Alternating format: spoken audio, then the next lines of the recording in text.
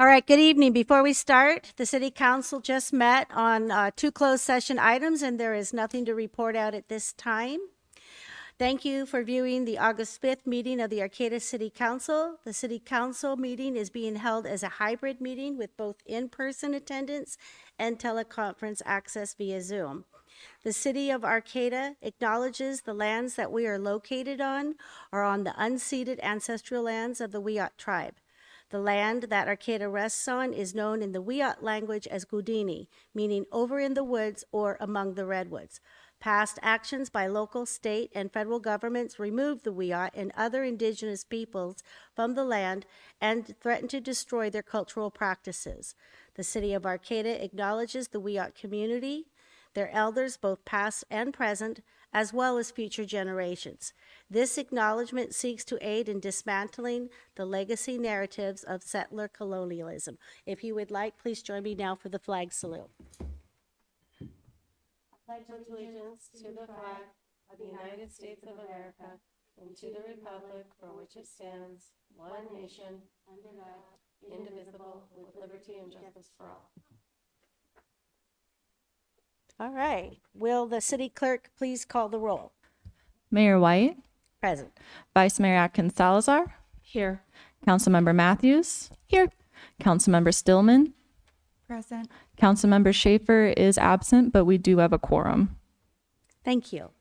If you would wish to make a comment during the meeting, either for an individual agenda item or during the second oral and written communication period under agenda item 11, there are three ways to do so. 1, if you are here in person, please line up behind the podium when that item you would like to speak on is accepting public comment. 2, if you are logged on into Zoom, click raise your hand when it is time for public comment on the item you wish to speak on. And 3, if you're on the phone, press star 9 on your phone and raise your hand. When it is your turn, you will be prompted to dial star 6 on your phone. For these items, we will be taking in person. Draka Niatiko, we just wanted to thank you all for your service, as well as our staff liaisons, Nature Cautry, David Case, Lieutenant Altizer, and Mark Groh. For those of you who may not be familiar, the committee's primary function is to review transportation-related matters and make recommendations to the City Council. This past year, we've taken a fair amount of public comment, but have known a couple of patterns that have come up, including continued concerns regarding speeding and pedestrian safety at 11th and Q Streets, also construction debris and bike lane and roadway cleanliness throughout the town, and requests for additional street sweeping, requests for additional bicycle parking, storage, and bike valet throughout the city. We've also addressed some parking concerns near the new student housing development, previously called the Krasen Mall, but now Hanarhu Mulik, for construction as well as ongoing striping, signage, and multimodal safety improvements. Some of those priority recommendations that we've been able to determine from, again, last year's street story data and collision reports have been improving intersection enhancements at Foster and Alliance, intersection enhancements at Spear and Alliance, striping and stop sign evaluation requests for 11th and Q, striping fog lines on Q Street to encourage traffic calming, as well as improved bicycle signage or sharrows on the Buttermilk Avenue and Samoa Boulevard roundabout. For roundabout specifically, these can be a touchy subject for our committee. For this particular roundabout, we do feel that sharrows may be an appropriate option, but are always looking for some more robust improvements to building some of these roundabouts. I do appreciate what they do provide for traffic calming, though. So looking ahead, our goals for next year, there is 9 of them. I won't read them all off to you, but some of them that stick out to me as being some of the ones that we're looking forward to the most are continuing to advance plans for implementation of AB 43 with a subcommittee that we formed or an ad hoc subcommittee to look at some of the priority areas for implementation for that assembly bill. Supporting the development of an updated pedestrian and bicycle master plan. This has been one that the engineering department has had on their plate for quite some time, and they're looking for continued support in their department to try and get somebody dedicated to reviewing that plan. It's been over 10 years since we've been able to update it, and I know that with an updated plan, we can just achieve a lot more in the city and then hopefully improve our bicycle community rating from, I believe, what is currently silver to a gold status. We'll continue to monitor transportation impacts associated with new development and then prioritize improving safety for pedestrians, bicyclists, and transit users for those projects, as well as improving traffic calming measures for motorists. Any questions? Thank you all No, for. thank you. That was a lot. Yeah. I'll start on with our vice mayor, or go ahead. No, I Whoever. think transportation, there's so many things that come up in the city all the time, and everybody has their pet peeve according to where they live and where they drive and so forth and ride their bikes. And so I think you get a lot of concerns that you have to figure out how to deal with, and I really appreciate the committee and what they have to handle. And thank you for doing it. Thank you. I frequently drive on K and 11th and have noticed the new speed bumps, and that's definitely, I know those are just temporary to trial it out, and they are a little rough. We all know that, but it is working for traffic calming. So thank you. Yeah, of course. Wonderful. So 34% reduction. That's wonderful news. And Yeah. thank you for what you do. I'm curious, you said you needed support for it has not had an update for the bike ped master plan in 10 years. What do you need from us?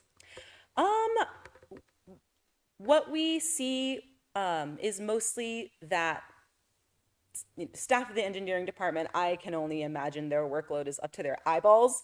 And so when you have as many pressing projects as you have on your plate as that department does, updating things like these really important but like lengthy plans, like having to thumb through them and seeing, again, this plan was crafted more than 10 years ago.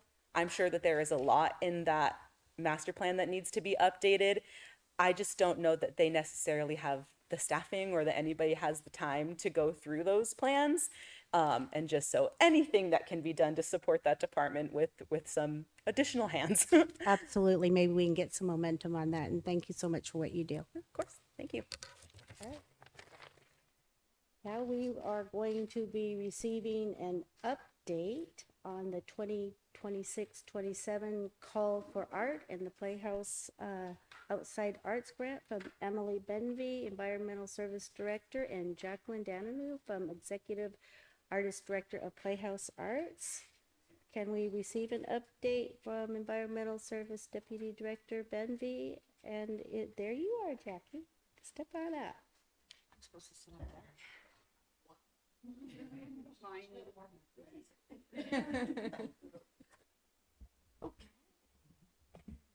Okay, good evening, council and community members.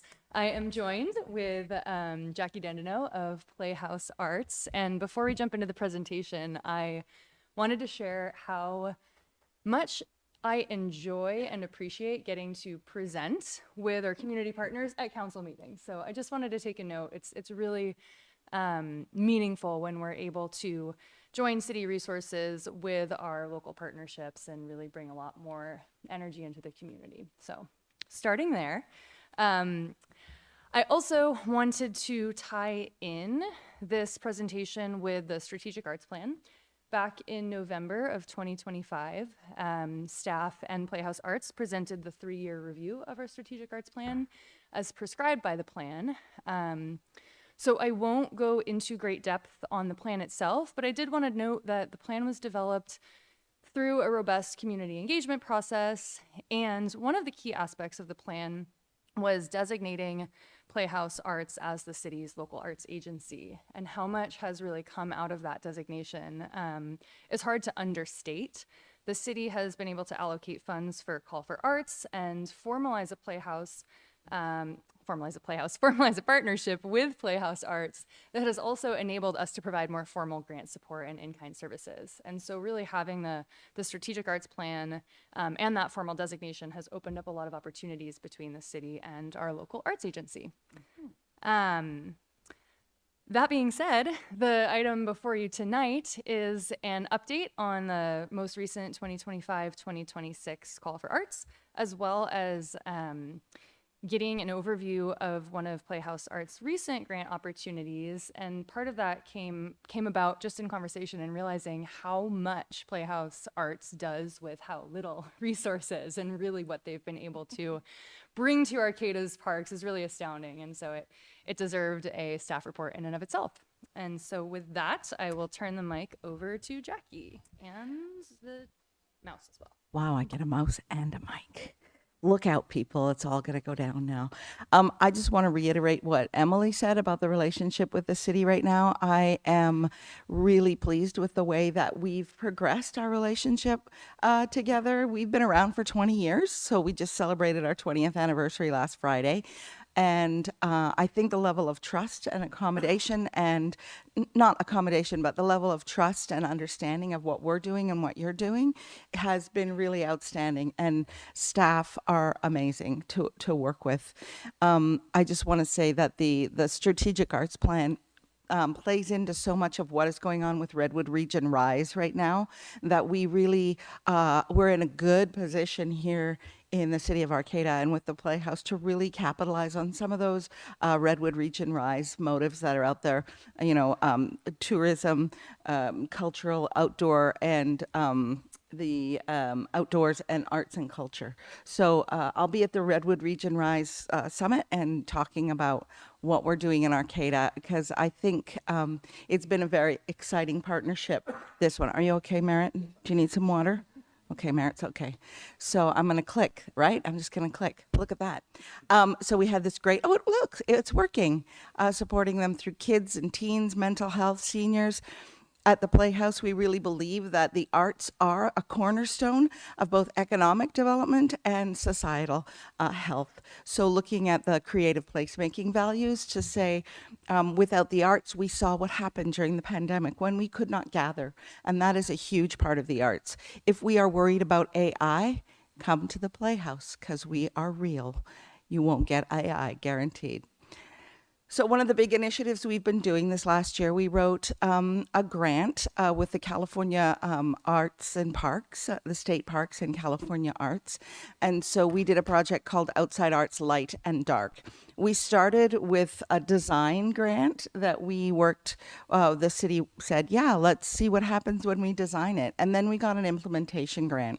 And so for the last year, from October 2025 to September 2026, we have been implementing this Outside Arts Light and Dark. You can look at the numbers here and the purpose: to enhance creativity and connection through the arts in various parks throughout Arcata. We had 10 free public events, 11 in 11 city parks, and hundreds of community participants. Hey, that math doesn't make sense, does it? 10 public events, 11 city parks, but we did a lot of things. And the city worked with us on permits and total park fees to make sure that we could do these things.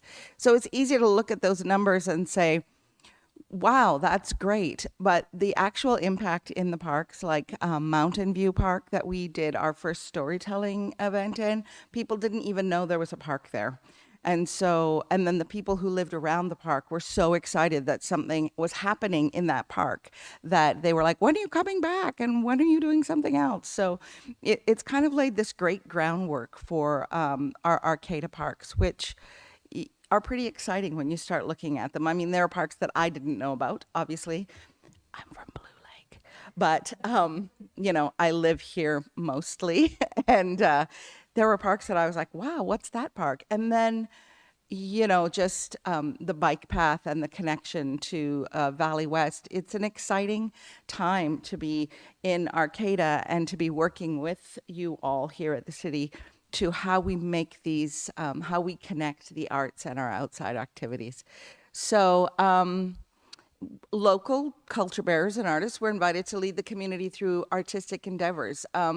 We had a lot of artists come through and do various things, from storytelling to weaving to bookmaking to dance to music. It was a very exciting time to be in Arcata Parks. We did some other things as well, and everything was free. I'm going to show a little bit of these things. So this is a list of what we did. We showed the red balloon in Windsong Village in, the dead of winter. And it was cold and it was rainy. And we made tons of red balloon lanterns with the community before, and we hung them. And people came out in their lawn chairs and sat in the areas that were not too deep in mud. And it was really beautiful. We had a round screen, and we'll see some photos of that. Working in the Arcata Marsh, we did Big Read with pollinators in the park. So we worked with a program called Big Read, where we distributed 600 books of Ida Lamone's poetry books, Poetry in the Natural World, and then people had responses to them. And so that happened in connection with this. The Here Here listening posts are in Arcata Marsh, Redwood Park, Greenview Park, Stewart Park, and Larson Park. And that's a chance for people to go there, record what they hear, and upload it to a public archive that we will be using as we move along to our end thing here, Illuminature. So this is a photo of Booknick in Chevrette Vassad Park. Some of the original things that happened in Arcata is we were here doing a Booknick, and I took a picture, and there were some horses that walked by in the park. In the playground there were two people on horses. And when you submit that up to people who are in Florida, they're like, what's going on out there? There's horses in the park. And so to really sort of understand that we are unique in the arts world, and rurally we have something that people want to come to. So, and that our community, we want to support our community. This is dancing in Shea Park. So we had a series of dancers. All of these programs build towards our final outdoor spectacle that's coming up at the end of August. So I'm just giving you some of these. And I just want to say thank you to Nancy Stevens and Carissa Pinnell on staff who put this together for me. So here's Windsong, the red balloon in Windsong Village. You can see the mud, and it was beautiful though. And this is the movie. It was on a round screen. And so there might come a day where we do this again. It was quite outstanding. We had popcorn and hot chocolate. This is weaving in Shea Park. We worked closely with Yurok master weaver Teresa Serbaugh, and she did an exhibit for us as part of this grant in the Playhouse that is now in the Jacoby Storehouse on Good Fire, and so Fire of Our Ancestors. So that's still in the Jacoby Storehouse. And she came and we did some weaving in Shea Park, and I learned that you can weave with blackberry brambles. If you have good gloves and you just rip all the little things off, they're beautiful things to weave with. So I learned a lot from Teresa, and she'll be involved in the final spectacle as well.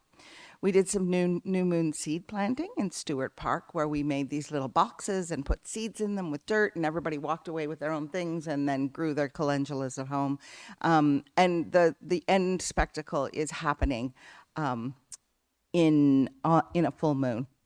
So the goal is to bring people out into the park in light and dark. So people often think of the parks of coming like, oh, it's a sunny day, or it's light out, or it's not winter. Our goal with this program was to really say, it's beautiful all the way around, light, dark, to see kids be in the dark. We did this night walk at the Arcata Marsh, where we turned off our lights and we just walked around the marsh and saw what it was like to be there in the dark of night. It was pretty cool. And we did this Moon Quest shadow play in Shea Park, where there were a lot of kids there who were like in the park at night, which isn't a thing that lots of kids get a chance to do, is to be out in nature in the dark. So that was exciting too. So yeah, that program, sorry, I'm going to go backwards. Can I do that? Oh no, I can't. Oh no, now I'm only going forwards. Oh my gosh. Okay, I went backwards. All of these outside art, light and dark, are building towards our final spectacle in Carlson Park on August 28th. Oh, look there. What's next? So all of the things that we talked about there are building towards Illuminature, which is happening on August 28th. And that will have shadow, that will have songs, that will have musicians, a shadow play. It will have movies, all like a visual, what am I looking for? Digital things, not quite a movie, but like they'll show film things on the screen. Sorry, it's been a very long day. So it's going to be an exciting time. It's all free to the public. Our goal with this program was to be free to the public. And with the support of the city, California State Parks, and Parks California, we really were able to do that. We were able to pay artists, and we're able to do the event for free.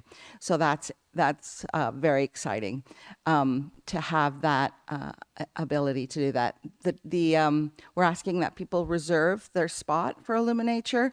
We won't cut anybody off, but we want to know if we're going to get 50 people or 1,000 people, so we can deal with it accordingly.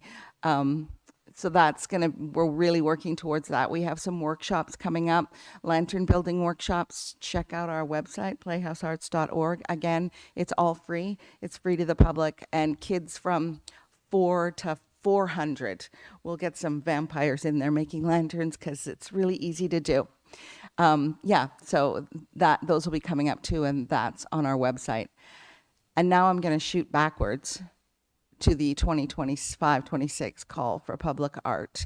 In connection with the city, we've really created a great art committee of a lot of people, and I have their names here, and I'm going to read them very quickly. Brittany Britton, Bob Benson, Johanna Maurer, Katie Belknap, Rachel Sundberg, Shyla, Alex Ozaki McNeil, Amy Uweki, Ben Goulart, Mo Harper Desir, and Corey Stiles. So they're a great team, and they show up and talk about art and what they like to see. So we met in February of 2025 to finalize what the open call would look like. We decided that we wanted to put all the money towards fire hydrants in Sunnybrae. So we did that, and then we opened the call. We selected the artists. There are 14 artists who will do fire hydrants, and 2 artists will do public events. So one will happen at Porch Fest in October, and it is a dance piece with Carrie Mashmeyer from Ink People and around here. And then the other one is kind of an art installation of an arch and a place to be with Gaia. And that's our hope for that, is that it will be at the North Country Fair. So those 2 art installations will go to those places. And then we will release the hydrants on October 4th at Porch Fest. So people will be able to see all the artists and see all the fire hydrants as they walk around at Porch Fest. So it's all done. There's the fire hydrants. There's the maps. We have had a little bit of graffiti happen on the fire hydrants, which is the first time since I've been doing public art that I've seen graffiti on artwork. So that's interesting. It's an interesting thing for me to work my way through. So I figure out how to make it not be there. So those are the fire hydrants. It's very exciting to see fire hydrants. I see they're popping up in other cities now too, so that's exciting as well. And just to say that I look forward to collaborating with the city, and that I hope in the next year we can work together to apply for more grants together. We have done some collaborative grant making coming up, hopefully for next year, around housing and intentional communities and getting artists involved in design around that. So we'll see if that comes through and if we can move forward with sort of our vision of, an artist community. So that's exciting. And there'll probably be other things that I'll call you 3 days before and be like, it's due in 2 days, write me a letter, oh my gosh. No, not quite that bad. But it's an exciting time. It's also a scary time because our funding has dried up. A lot of our funding has dried up. And, we have lots of big plans for the coming year and really looking to the community to hold our back on this a little bit because we're in a period, like a lot of nonprofits, that we've sort of had our footing ripped out from under us. But we're resilient, and like Emily says, we do a lot with what we have. But that's the projection for me for 2026, 27. That's it. Only that. Small amounts of things. Well, that's amazing. Did you want to add to this? Or did you want to say Sure. something? Yeah, I can closing remarks. It's hard to top that one, but yeah, I think just to underscore the city's role has really been to create the infrastructure or the container, whether it's working through the permit process for out of the box ideas or whether it is writing grant letters of support or providing funding. We've really, the actual physical parks themselves. So the city's infrastructure and container and institutional support has really dovetailed with what Playhouse has to offer, which is creativity and activating the spaces and connecting with community members that, we don't always get to interact with on a day-to-day. So just really want to highlight the importance of these sorts of partnerships going forward, and particularly in to use the buzzword, leveraging our resources going forward effectively. So yeah, with that, happy to answer any questions, and thank you very much for the time. Great. Follow the lanterns and walk the circle where light becomes shadow and shadow becomes light. That is just beautiful. I am obviously really excited about the culmination of the Illuminature at Carlson Park, and I will spread the word and we'll give you a head count as best we can, but super excited about it. Yeah, thank you so much for all the work you do. Look, that park is a magical park. It is. When you get in there and start walking around in the Yeah. woods, it's really beautiful. There's so many pockets and so many. And the only river Yeah. access in the city of Arcata city Yeah. limits, so pretty Yeah, awesome it's quite, for it's Bad quite River. magical, and it'll give a chance for people to see the beauty of that Yeah, of that no, park. I love think that with the Illuminature- lanterns and all Yeah, of that. I'm so yeah. excited. It starts at 8 p.m. Just Yeah. so you know. Beautiful. Thank you. Yeah, congratulations on your 20 years. I happened by because I got the dates of my circus tickets wrong. But it's beautiful. I love that you call it a spectacle. I think that's fantastic. I happened at that Booknick was right in my neighborhood, and I remember stopping by, and it was wonderful. And just thank you so much for all you do. Thank you. Yeah, same. Thank you. It's all amazing. And thanks, Emily, too, for the support, with the city. So Yeah, it's great.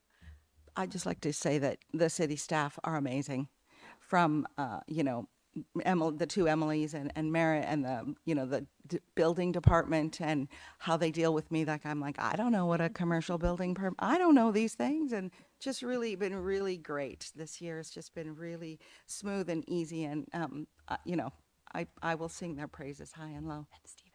Yeah, and Stephen. Yeah. Well, I noticed that we have a website and we have your fire hydrants on it. I mean, Emily showed that to me.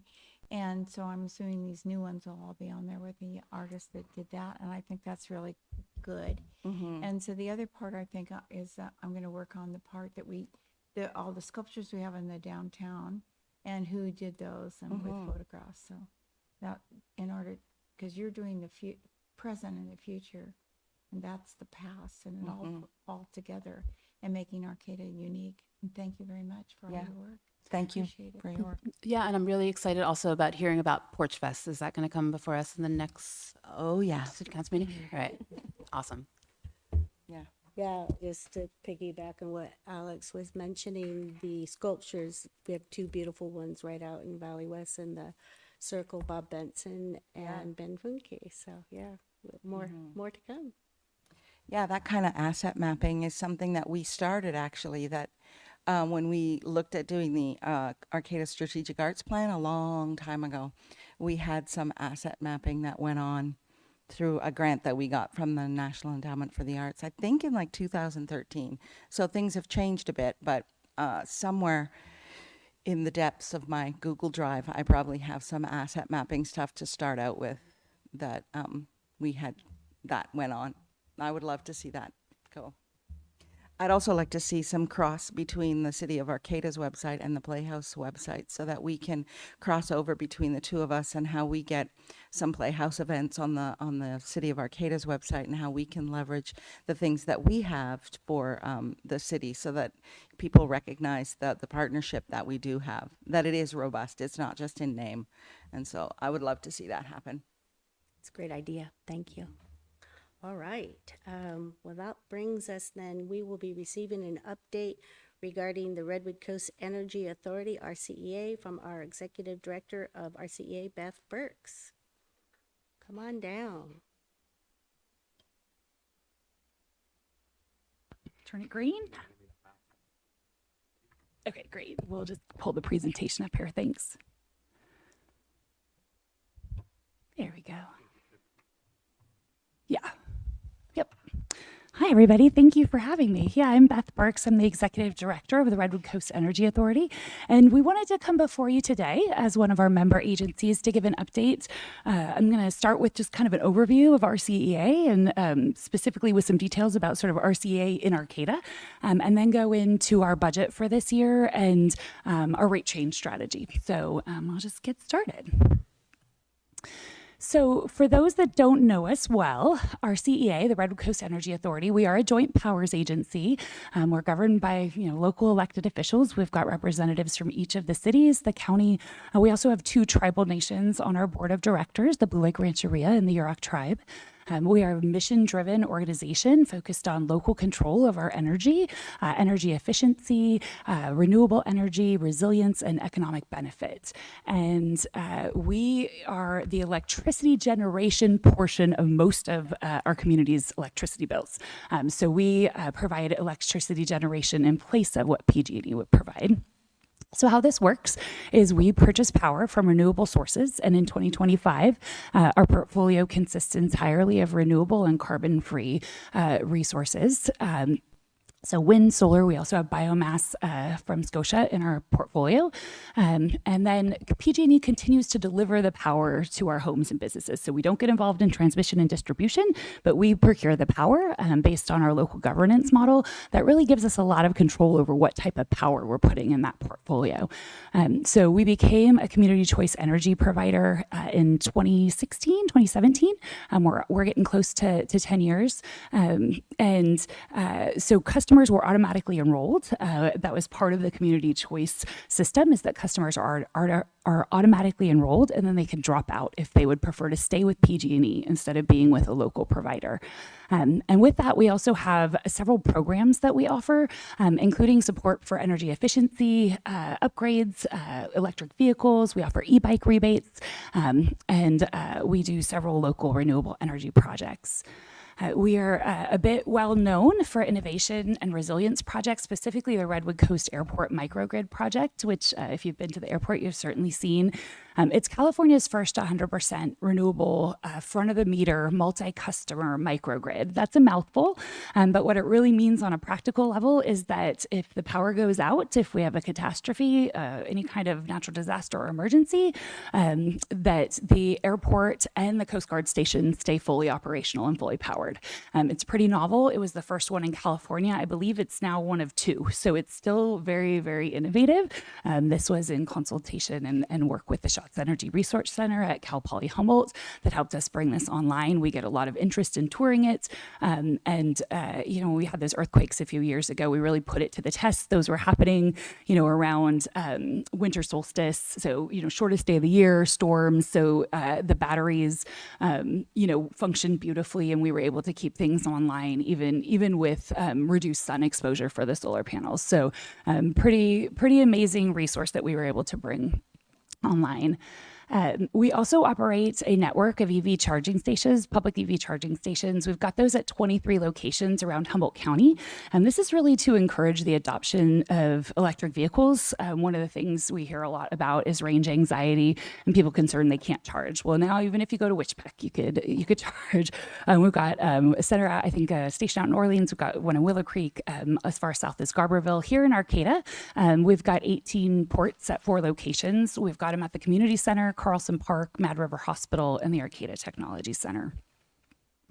We also are the portfolio manager for the Northern Rural Energy Network. This is a network that spans Humboldt County, Lake County, Mendocino County, and then 14 counties in the Sierras through our partner, the Sierra Business Council.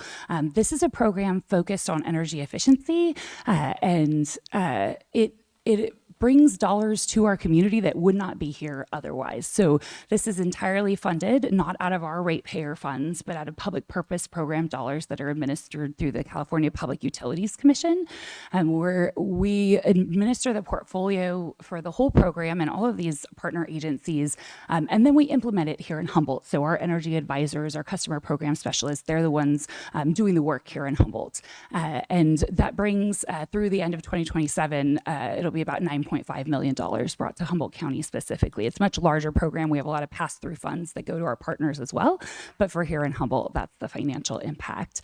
We focus on energy assessments. We have a rebate catalog for energy efficiency upgrades. There's some workforce work we do or will be launching around encouraging people to go into the trade so that we have good people to do this work that we want to see in terms of efficiency upgrades. And then we're going to be launching a finance program to help primarily businesses that want to do energy efficiency upgrades. We're looking at no interest loans to very low interest loans that can help kind of gap finance some of this to help make it a little more palatable. Through the NREN program that got started probably mid last year is when we launched our first program, really starting with the residential component. This is still very much in the upstart phase, launching all of these variety of programs. But since mid last year when we started the residential program, there's been 95 rebates for energy efficiency upgrades issued to Arcata residents for a total of about $43,000. We've supplied 63 energy efficiency kits. These are free kits that anyone can request that just have some handy items in them that can help improve energy efficiency around your home. And then we've done 20 home assessments for Arcata residents. And this is where we go through all of their appliances, their insulation. It's a very long, detailed list and make some recommendations, everything from sort of low to no cost recommendations that could help them be more energy efficient in their home to higher cost items such as maybe switching over to a heat pump, water heater, or something like that.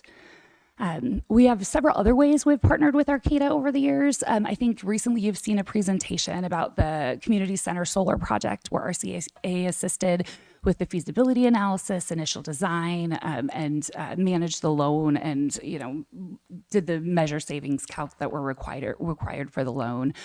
We've also reviewed utility rate schedules for the city and made recommendations that could save the city about $12,000 annually. We have done energy assessments in 2025 for 7 city facilities and 4 Arcata businesses. And then our staff do attend your bi-monthly energy committee meetings, frequently giving them presentations and keeping them up to speed on what we're doing and taking feedback on various programs that we're implementing. So a pretty direct line of communication with that committee. All right, I want to switch gears now to our budget overview and our rate strategy. Our process for the RCA budget this year, we started in May setting priorities and looking at cost saving strategies. We knew that, like everywhere else, kind of a tough budget year coming up. So we did look at cost saving strategies, and our board elected to adopt several of those. We're holding, all the usual stuff. We're holding off on positions. We are cutting education outreach budgets, all the normal ways that we can save costs. We've implemented those. And then they also set priorities, things they were really wanting to stay the course on. So we'll talk a little bit more about those priorities in a second. And then in June, they adopted the budget and they gave us direction to set rates no more than 10% above PG&E and maintain a minimum of reserves at $26 million. So a couple of things about that. We've never been higher than PG&E in the history of these 10 years that we've been, or close to 10 years we've been operating. So this is not something we took lightly. We really toiled over it. We took an extra month, in fact, to really make sure that it made sense for us and for our community, and really left us in a position to be in have some financial strength going forward. The $26 million is a little bit of a magic number for us. If we dip before that in financial reserves, our cost of doing business goes up. So we start incurring penalties, creditor fees, things like that. Our banking gets more expensive. Because we deal with energy, we have really high deposit control agreements that we can't go below without incurring fees. So this really keeps us at a steady rate. if we can maintain that 26 million in reserves. So then in July, we came back and what our board approved was a 6% rate premium. And I want to spend some time talking about what that means, because 6% can sound scary, and it's nothing we take lightly, but it's important to understand what that really means. And that's inclusive of the power charge and difference adjustment, which we'll talk a little bit about. And these rates would go into effect in September, on the 1st of September. So as far as priorities that our board set, they really wanted to stay the course. One of the options we looked at was, well, should we back off of our portfolio? There wasn't a ton of cost savings in doing that, but it would have been some. But really, our board stayed steady and said that they wanted to pursue that 100% renewable and carbon-free energy portfolio that we had achieved this year. Financial health was another priority, maintain those reserves and ensure organizational solvency, and also ensure long-term rate stabilization. So what we're really trying to avoid is a situation where we have fairly minor cost, but it was important to our board to maintain this. We get a lot of really positive feedback about this, and it really does make a difference to have those available. So we did reduce the amount available, but did not abandon those programs. Vision setting and regional coordination. Our board, you'll be hearing more about this in the coming months, I'm sure. But with the Regional Climate Action Plan, our CEA is considering being the host of that. We're working on an MOU that will come before all of our member agencies, and our board really wanted to make sure that we were in a good position to maintain that commitment. And then we'll be updating our own strategic plan. We were hoping to be able to use consultant services for that. That was one of our cost-saving measures. We cut that out and plan to do it with in-house resources. But there are some things in our strategic plan that really are ripe for updating, and they influence our power procurement. So our strategic plan was last updated in 2019 and really anticipated offshore wind being viable much sooner than it is. And because we make our procurement decisions based on our strategic plan, it's now becoming problematic to have this sort of outdated, with the horizon for offshore wind keep getting moved out farther. We just have some truing up to do with some of the dates and the ambitious timelines that were in there. So we want to get that updated so it makes our procurement decisions a little more streamlined. And then we've been really working hard to optimize our operations. We've done some internal restructuring, really looking at strengthening our customer service. We feel like this is one of our biggest values. When you call an entity as large as PG&E, it can be hard to feel like you're getting really specific customer service, but since the inception of our CEA, I think it's been really a point of pride that someone local is answering the phone and can talk with people, explain a bill. For anyone who's looked at their electricity bill, I think that it's, at times can feel very purposefully confusing. So we've got people that will answer the phone and walk everybody through what does this mean? What is this charge? Why is that on there? If you have questions, I really encourage people to call. So we've made sure we keep that team strong. And then we're looking at our asset management. So we're looking at that, the Redwood Coast Airport microgrid, and we're looking at our charging network and making sure that those are as sort of net income neutral or positive as they can be, so that, we're not using ratepayer funds to fund those. So getting to our budget for this year, we are looking at a little bit of a deficit. So that was why we considered the rate change increase. And so revenues at 73 million, expenses at 78. This is primarily driven by power costs. So we don't have a ton of control over that. But one way we have reduced the liability of our power costs is to pursue what's called prepay savings. So we think we'll be able to save approximately 8%. And this is essentially a bond financing program that other CCAs have done very successfully and can reduce the cost of our energy. And so it's actually 20-year agreements. So when we say the 8% savings, which would be the minimum that we would enter into these bonds for, that's actually annual savings that would come. We're looking at about 2 million annual savings that would happen every year for 20 years. So it's a pretty good move to make right now. And we're looking forward to realizing some of those savings. So the 3.7% deficit that we're looking at, we would pull from our reserves, and we have sufficient reserves to do that and maintain that, again, that sort of magical number of the 26 million. So we do want to talk about rates and what is influencing rates. So power costs are the biggest influence of rates, no question about it. We have hedging strategies and things that help us know, to effectively manage that cost, but it is, a commodity that prices change hourly on the CAISO market. So, it's a lot of projections, a lot of best available information, and things change very rapidly. The other big one is the power charge and difference adjustment. And this is sometimes known as the exit fee. So this is the fee that essentially makes investor-owned utilities like PG&E whole for the load that they lost when a community choice energy provider like RCEA comes online. So they had made choices, assuming of their own power portfolios, assuming they would have, a certain number of customers. And as community choice energy became viable and more prominent throughout the state, they lost a lot of customers, right? And so the concern was that the people not in a community choice energy program would somehow bear the cost for that, essentially what becomes like over procurement of energy. And so the power charge and difference adjustment was a way to make sure that didn't unduly burden those left in the investor-owned utility territory that were still receiving power from them. Unfortunately, every other state has a similar mechanism. I think there's 18 states that have a similar community choice energy scheme, not quite exactly like California's. Of course, we're always different and special. But we're the only state out of all 18 that doesn't, this fee never goes away here. It never sunsets. So we're 10 years deep into this and we're still paying this fee. And in fact, it's gone up over 200% over the last year. So it's really becoming problematic. In the beginning, it was very high to be expected. And then it went down, which would be expected because time's going by. And, there would be a lot more notice to the IOU that, you don't have this load to serve anymore, make other arrangements. But instead of it staying low, it's now spiked again through some choices that have been made with the CPUC. And so, something we're watching very closely, but it's really kind of tying our hands for the moment.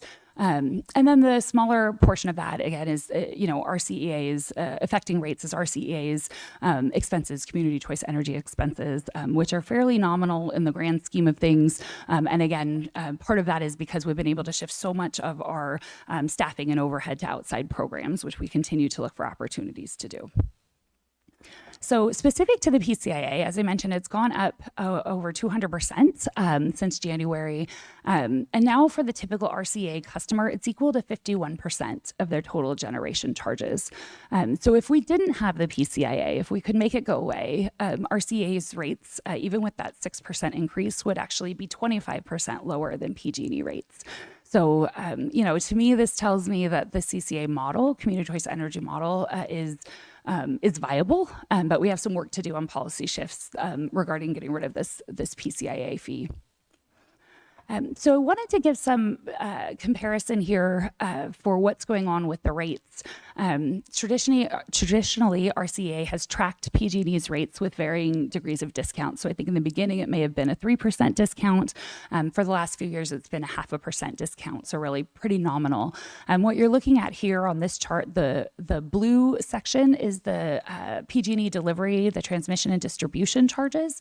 That is, essentially nothing to do with RCA. That's a charge on people's bill that has gone up over time. And then the green color is the generation rate. So you can see on the left-hand side PG&E and then, kind of alternating with RCEA rates. And then the smaller, I don't know what color we're going to call that, brown, orange, somewhere in that. Every screen's a little different, but that smaller amount is the PCIA. And you can see, one thing I want to note here is rates were very high. PG&E rates were very high in 2025. They actually were found to have overcollected, so those lowered in 2026. So what I want to point out here is that even, as we look at this potential, this potential 6% rate increase, we're still looking at being less than people were paying in 2025. So that's a little bit different than I think a lot of the other increases we look at, where it just, is keeps climbing. But also you can see with the way the PCIA is shaping up that we're getting kind of less headroom to be able to charge for our own generation and recoup costs on that.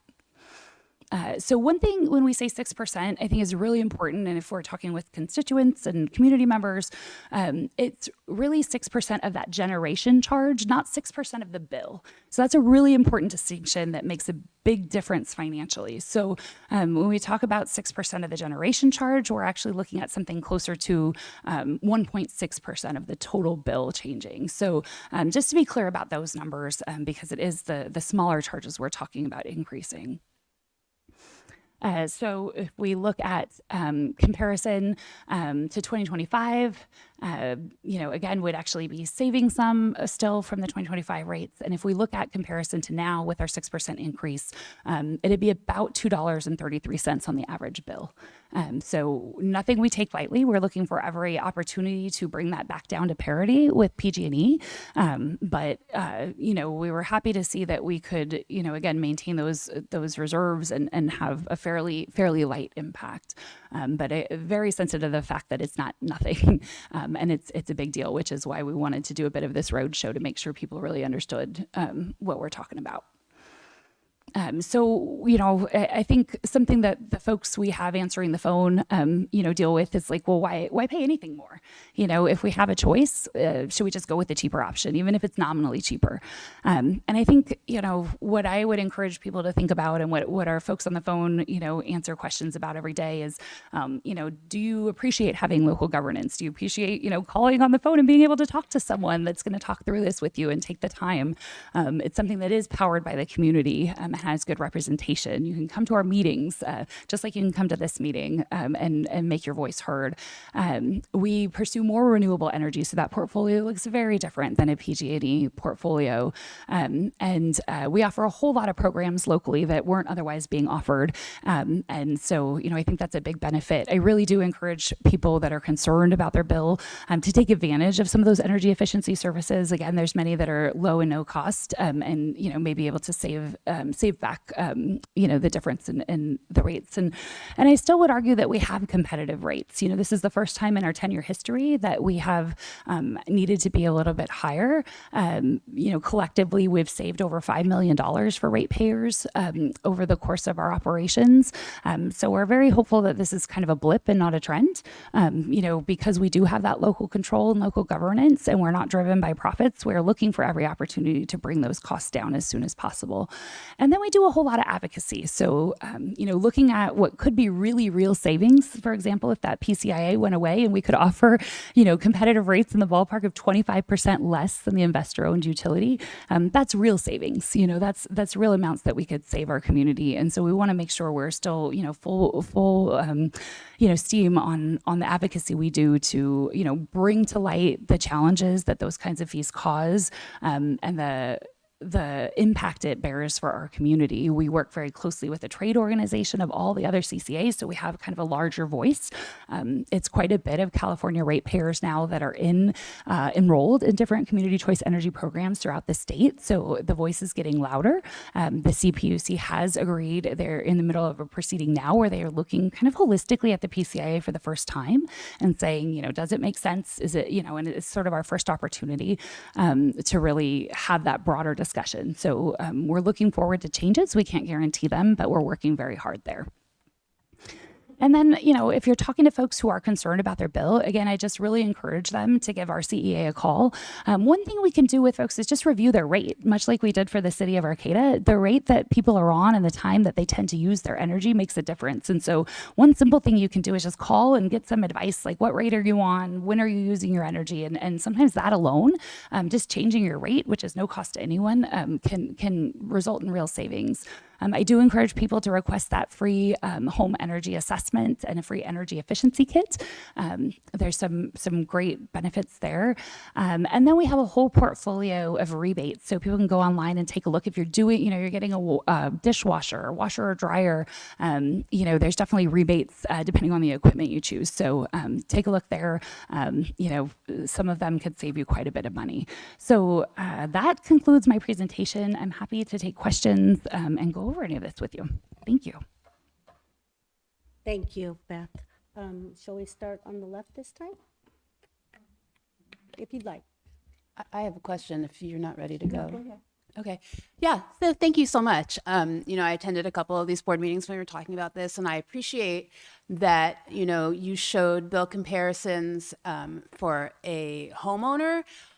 What I haven't seen, and now that I'm really interested, the more that we talk about how this is going to affect people, is how it affects. I mean, it might only be $2 or $3 for an individual household, but how is it going to affect small and larger businesses that are already struggling? Like, so it might be $3 for me, but for a restaurant that's operational and that depends on power, it's going to have, a much bigger impact, and which, brings me to, and again, I think I asked this at a council meeting, like at a board meeting, what the tipping point would be when it becomes not sustainable for these smaller and larger businesses, and they opt out because it's just untenable for them to pay those extra rates. And then, you are not able to keep those reserves. Can you talk to that a little bit?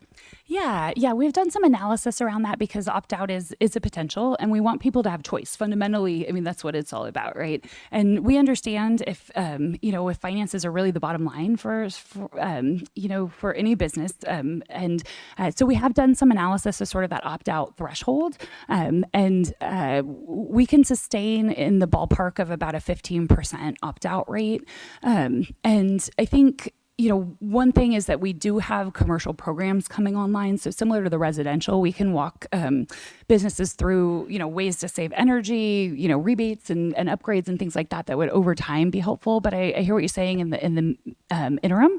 And I think, one thing we lean on is experience from other community choice energy providers, which we, consulted with extensively on this, because we were pretty loath to raise our rates. We're probably late to the party, quite frankly. Most community choice energy providers did this a year ago. And we just, because it was kind of our history of not doing it and just wanting to wait till we, didn't, we really had to, we didn't jump on that bandwagon early, but it does give us the benefit of learning from other places. And I know we're unique and not every demographic is like ours. So that is also noted. But they did not see a tremendous amount of opt-outs, which was encouraging. And, I do think small business owners are feeling the pinch statewide. So I think, we can learn some lessons from that. But it's something we're monitoring really closely, and we'll take that into consideration. One thing I probably should have got into a little more is how this decision works and how we're monitoring it. So this is not like we're raising rates 6% and then just walking away and like, this is how it goes. Like every month we have a risk team meeting that evaluates this, and we will be in real time looking at like where is this going, and part of what will go into those is all of our projections, and if we see opt-outs, that will then become part of those projections, and those trends will be built into the model, the financial model we're looking at. So we'll have, then we can say, okay, is this too detrimental, and find that sweet spot. But it is something that I think we need to be tweaking every month, essentially, really real timing it, because everything's very sensitive. We know that everyone's feeling the pinch. And this is not the only rate increase discussion that our member jurisdictions are having. It's coming from every single entity, because this is what happens when times are tough. They're tough all around. And so, we have, luckily for us, we've got some good financial modeling that helps us, gauge that in real time, and we can make those adjustments. And then what about the new building? How does that fall in with your budget and raising rates? So that came out of reserves last fiscal year. So we don't, and we do have some new construction to do, but we won't do that unless we receive, a low interest loan that we're pursuing. So we're hopeful to get a USDA loan, which we're in process of right now. The building has a tenant, which we didn't have before. So we're actually receiving income on that. So if we get the loan, it looks like, what we're hopeful is that it all evens out. We are actually occupying 2 buildings right now. So the idea is we can close out on one, get the, so it all, with the plan, it sort of all evens out, but we won't pursue construction until we have a loan in place. All right. Thank you. And treat your customer representatives very nicely. Yes. Thank you, Beth. I was just wondering about the PCIA in, finding a time to sunset that. Are you hopeful? Is there movement on that? I think so. Yeah, I think it's the most hopeful we've been, because I think it got really acute with this last change that the California Public Utilities Commission made. It was it gets pretty technical pretty fast, but it's a change to the methodology and how they calculate the PCIA. And there's not a ton of transparency. So one thing about utilities in general is, cost of contracts, those kinds of things are kept confidential. So because they're sort of, trade secrets, if you will, or insider trade, all of these things that we're worried about. And so, but one bill that Assemblymember Rogers has out right now that we're very supportive of and was sponsored by our trade agency is a transparency bill around it. So one thing we got to do is figure out, like, what are they even putting in there? That's not well known, what resources they're claiming. And the big sticking items are these investor-owned generation assets. So something like a dam, for example, that was constructed a long time ago is still appearing, and maybe they're decommissioning it, but somehow it's still being charged to our customers. So we don't have a ton of insight into that. So the transparency bill will be the first step of sort of like, okay, where do we even pinpoint where we want to fight hard, of like, hey, this shouldn't be in there, or we can kind of point to just having more information about what the next steps are. The other thing is the CPUC proceedings that are looking at it fairly holistically. So we've gotten some traction with a few commissioners that are really saying, like, well, we do want to look at this. And that's new. So I think there is some reason for hope. I think, we're quite frankly, like, investor-owned utilities are very powerful, right? I think that's why we wanted a CCA movement, was to, kind of have some answer to that gave our communities some control. But there's still, it's still an uphill climb for sure. So we're working hard, and I do feel like there's hope. But I'm also not naive to, like, oh, it's a slam dunk and it's going to go away real fast. But yeah, I think that we're on a path now. And I think, just the focus on affordability statewide, and especially utility affordability, I think is helpful for the context of some pressure to really wanting to look at this specific charge and see it changed. Great, thank you. That sounds like possible good news. Yeah. So, I serve on the Air Resources Board locally, and so we have people coming to us complaining about Scotia. Mm-hmm. And I know there's two ways to look at Scotia. One is energy, mm-hmm. and the other is it's a way to reduce fuel and have to take the fuel out of the area. So I know they must come and talk to you too about that. So what is your idea of, or how do you justify it? Well, I think a couple of things I will admit is our most controversial source of energy, no doubt, right? We get more public comments about biomass than we do on any other portion of our portfolio. It's also our most local research, so it's about resource. So it's about 20% of our energy portfolio. When our CEA was founded, or I should say the Community Choice Energy Program got off the ground, the local focus was huge. It was really driven, at that time, the idea was that we would have 100% local energy. That has not really come to pass for a variety of reasons. You may remember the sort of ill-fated onshore wind project that happened. I think it was around 2019 that project was, not approved. And so that was one way we would have seen, pretty close to 100% local power. And so again, offshore wind is, the date keeps going out farther and farther. So it really is our one local and renewable resource, but it is not a carbon-free resource. So that is the challenge, right? It's emitting greenhouse gases. There's other air pollution concerns. We have a contract with them currently through 2031. So very soon our board will be in our community advisory committee and our biomass technical advisory committee, very much working on what's next. Our strategic plan currently calls for phasing that out, but there is certainly arguments to be made for the economic benefit of it. And just as you mentioned, sort of the closed loop, it is primarily local forest, mill waste and that kind of thing that is used on site. So I think there's a lot of pros and cons, and it's definitely something that's our board weighs very carefully, which is why they set up the Biomass Technical Advisory Group to really look at it every year. Just some updates on that. They did do a health impact assessment, which is being reviewed by the Air Resources Board now. Preliminary,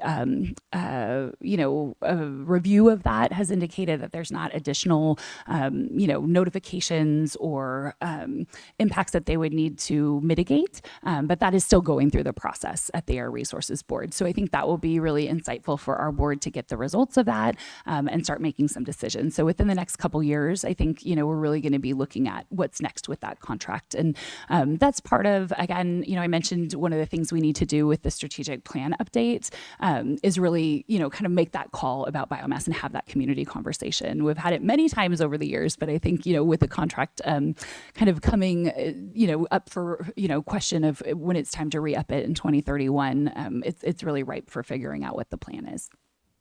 So I've heard this, and I'm just wondering, your deficit, does that have anything to do with the fact, I know you changed over to 410, or maybe you haven't, or you're going to. It's something that HTA, Humboldt Transit Authority, is looking for it also for their drivers.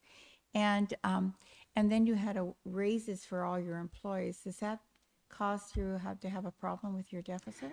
Well, I want to correct some of that information. So we are looking at the reduced work week and have started implementing that. That did not have a material change, really. That's the difference in hours. But in terms of the raises, I think it's a little bit of a misnomer. So we got a class and comp survey that gave us a new salary schedule. So over time, yes, there will be some impacts, but it's over the next 10 years.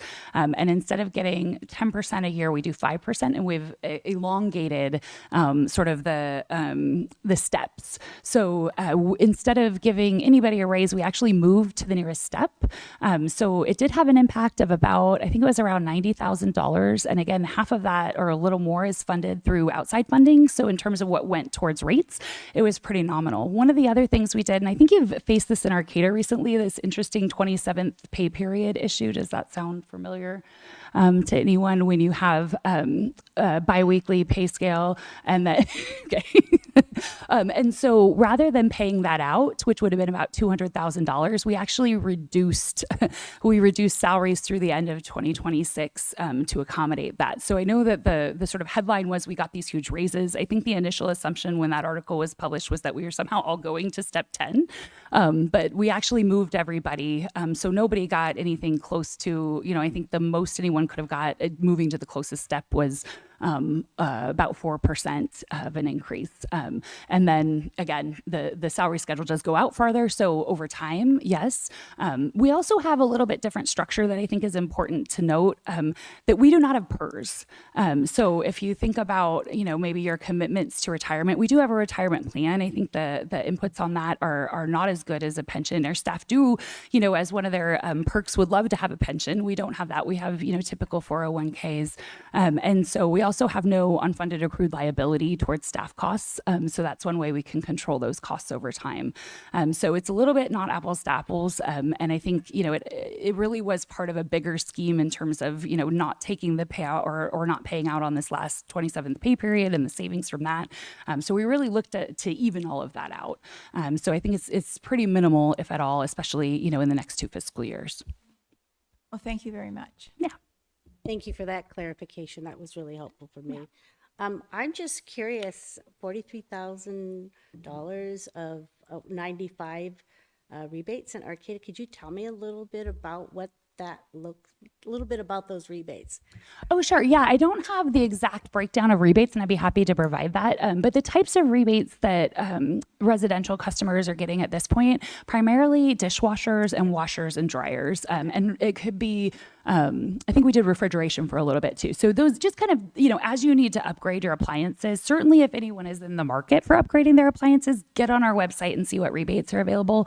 We also do outreach to local, appliance stores so that they're informed as well. So if they're selling, anything that they know what rebate might be available, and it could help people know about that too. So we do some direct outreach to local shops as well. So hopefully nobody's missing out on that opportunity, but that's primarily where they're coming from at this time.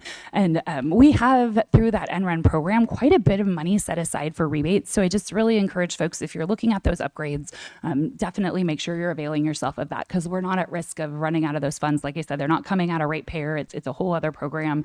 And we would love to spend every dollar of it. So Wonderful. Yeah. And thank you also again for the clarification that those raises, half of it came from an outside source and was funded elsewhere. So, Yeah. yeah. Any other questions? All right, well, thank you so much for your time. And Great. Thanks for having me. all right.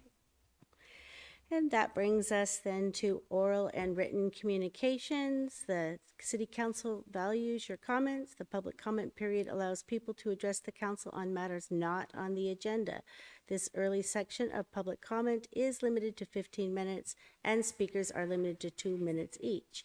If you prefer to have a full 3 minutes of time for your public comment, this item is continued at the end of the meeting under item 12, where speakers are granted 3 minutes. Please know, pursuant to the Brown Act, the council cannot discuss or take action on items not listed on the agenda.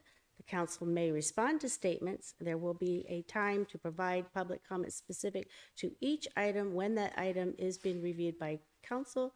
So if you have a comment, please make your way to the podium now. Do we have anyone online? We do not have anybody online. Oh, please step up to the podium. Thank you.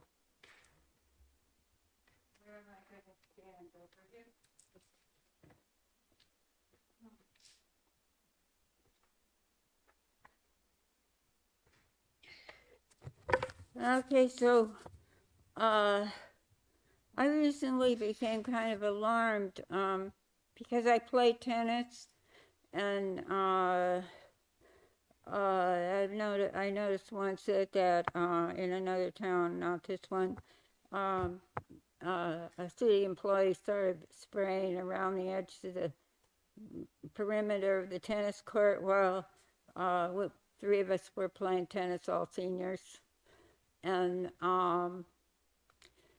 that was years ago, but I became alarmed again when another world famous tennis player, I think it was Martina Navratilova, announced that she had breast cancer just recently. I have 3 listed here, and not sure which tennis player, but also a doubles famous tennis player that's gone to the top of the lead in world tennis. Gabriela Dawowski also had breast cancer, and Chris Evert ovarian 3 times, and so the spraying around the perimeters of the courts or homes too. That's not very healthy, really. But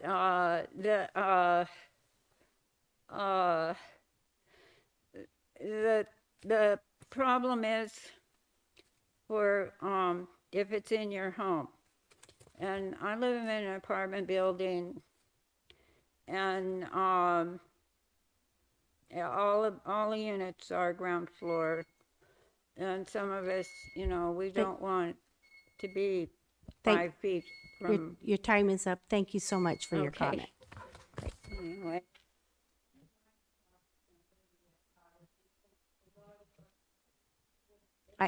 I would recommend calling during business hours, and you can talk to our city clerk. She'll be able to direct you.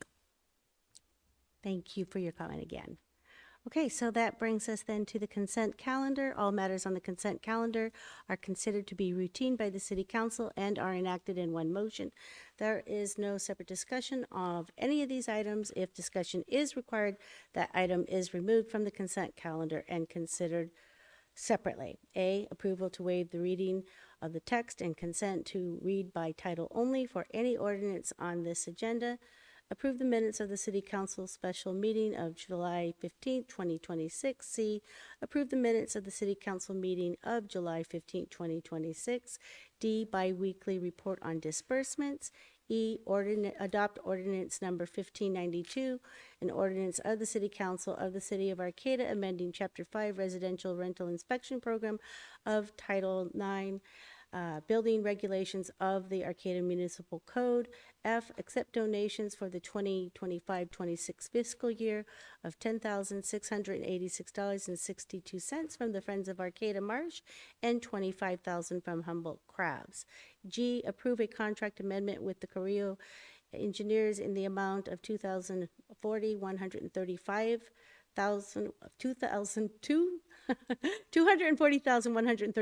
for the engineering services for Phase 1 Arcata wastewater treatment facilities upgrade project, and authorize the city manager to execute all applicable documents. H, make a continued finding that the emergency procurement to repair failed culverts at 4700 West End Road is necessary, and authorize the city manager to execute all applicable documents. I, adopt resolution number 267-03, a resolution of the City Council of the City of Arcata approving the City of Arcata's administrative policy regarding the usage of artificial intelligence, and authorize the city manager to execute all applicable documents. J, adopt resolution number 267-07, authorizing the city manager to execute all agreements and amendments for the Reconnect Arcata project with the California Department of Transportation. K, award bid for the 2026 timber sale of Douglas fir and western hemlock logs to Norfolk Lumber Company, and authorize the city manager to execute all applicable documents. And L, adopt resolution number 267-09, approving and authorizing the execution, purchase, and sale agreement of sale of APN numbers 507-251-039-000 and 507-251-040-000 located at the intersection of Belfalor Court and Erickson Way. Would any council member or staff like to remove an item from the consent calendar? So, May the city clerk interrupt? absolutely. Staff is requesting to remove item D as in dog from the consent calendar. An error was discovered. The attachment that typically shows all of the transactions on that report is missing. I did double check the rest of the agenda out of precaution, and no other attachments were missing. It's just this one. So we request that you remove it, please. Great. So, do we have any members of the public waiting to comment on the calendar items? And if so, then line up to the podium now, and we will should I make that motion to pull that right now? I'd like to. Absolutely. I just want to pull item H really quickly. Absolutely. So D is in David and H is in Henry. Please step up to the podium. I was the person who discovered that the disbursements pages were not in there. And it's very funny because I don't look at them all the time, but before I came to the meeting, because I'm always interested in the little and big monies spent. And I do know that you're trying to take things off of the consent calendar that are big price tag items. And, all this clarification for me on the Phase 1 sewage treatment plant monies, these additional monies, and maybe we already have it in reserve ready to go or whatever. But I know there's an issue that's on the old business with a huge amount, but there's also a smaller amount that's on the consent calendar. And if that's item H, I don't have the agenda in front of me. No, but I just also find it really interesting with all these numbers that are being read off when you read every item on the consent calendar. They do none of that in the city of Eureka. They do not read off the consent calendar. So it's an interesting thing because all of that information is so kind of dense. And so I really appreciate that we're paying attention and singling out things, but sometimes it just doesn't even make sense when we're reading out loud. Just a kind of observation and comment. And finally, in the minutes, you're no longer talking about what people say, like here at this podium. In the minutes, you just said Joanne McGarry said something, at the non-agenda item thing. And it would be sort of interesting to know if you could link that to the location on the video. So if somebody really wanted to know what I had to say, not that everybody does, but there'd be a link in the minutes to say, see, 54.1 on the video. I don't know, just some ideas. It's interesting how different everybody does things in different municipalities. Thank you for your comment. So do we have a motion to adopt the consent calendar with the exception of items D as in David, H as in Henry? I so move. And second? I'll second. So we have a motion from Councilmember Stillman and a second from Councilmember Matthews. If there's no other discussion on this motion before we vote, all those in favor? Aye. And I say aye, so motion passes. And I'm sorry, I should have asked about this at our meeting, but it just seems like this has been an emergency proclamation for the last, since time immemorial. So I was just wondering, is it still an emergency? When will it stop being emergency? Good evening, council members, members of the public, and members of the staff. Good question. Here's the background that the way we procure the contractor to do the work, we said it's emergency because the amount was more than what we could authorize. So that's why it was emergency. Most of the work is complete. There's a small piece of work remaining. We are hopeful that will be done by end of September, and after that, it will not be on the agenda. Thank you. All right, thank you so much. So with that, I would like to make a motion to approve consent calendar agenda item number H, letter Second. H. I seconded. Thank you, okay.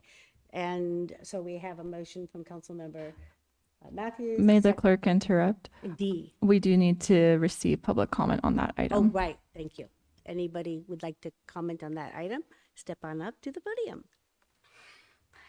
Hi, my name is Joanne McGarry, and I ride my bike up on the Annie and Mary Trail, and I was trying to figure out if that emergency thing is what's impacting a part of the trail, because it was a little bit hazardous to get off that trail and ride in the gravel and get back on the trail. And if that's going to be completed and smooth sailing on the trail, that is wonderful.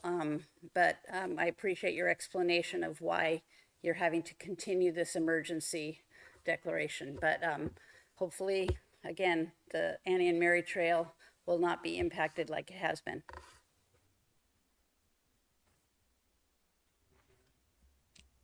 Okay, so anybody online for this? No, we do not have anybody online. Okay, so now all those in favor? Oh, Did you want our city engineer to provide any comments on the question and maybe provide a little more information on that? please.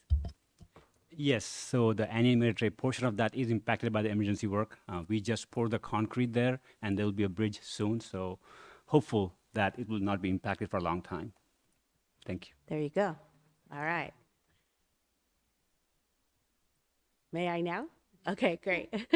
All those in favor say Aye. And I say aye, so motion passes. All right.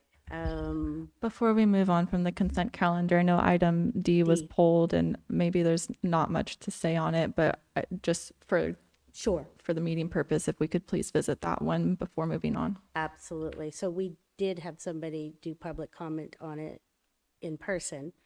So do we have anyone online? No, we do not have anybody online. Is there any other comment from council or staff?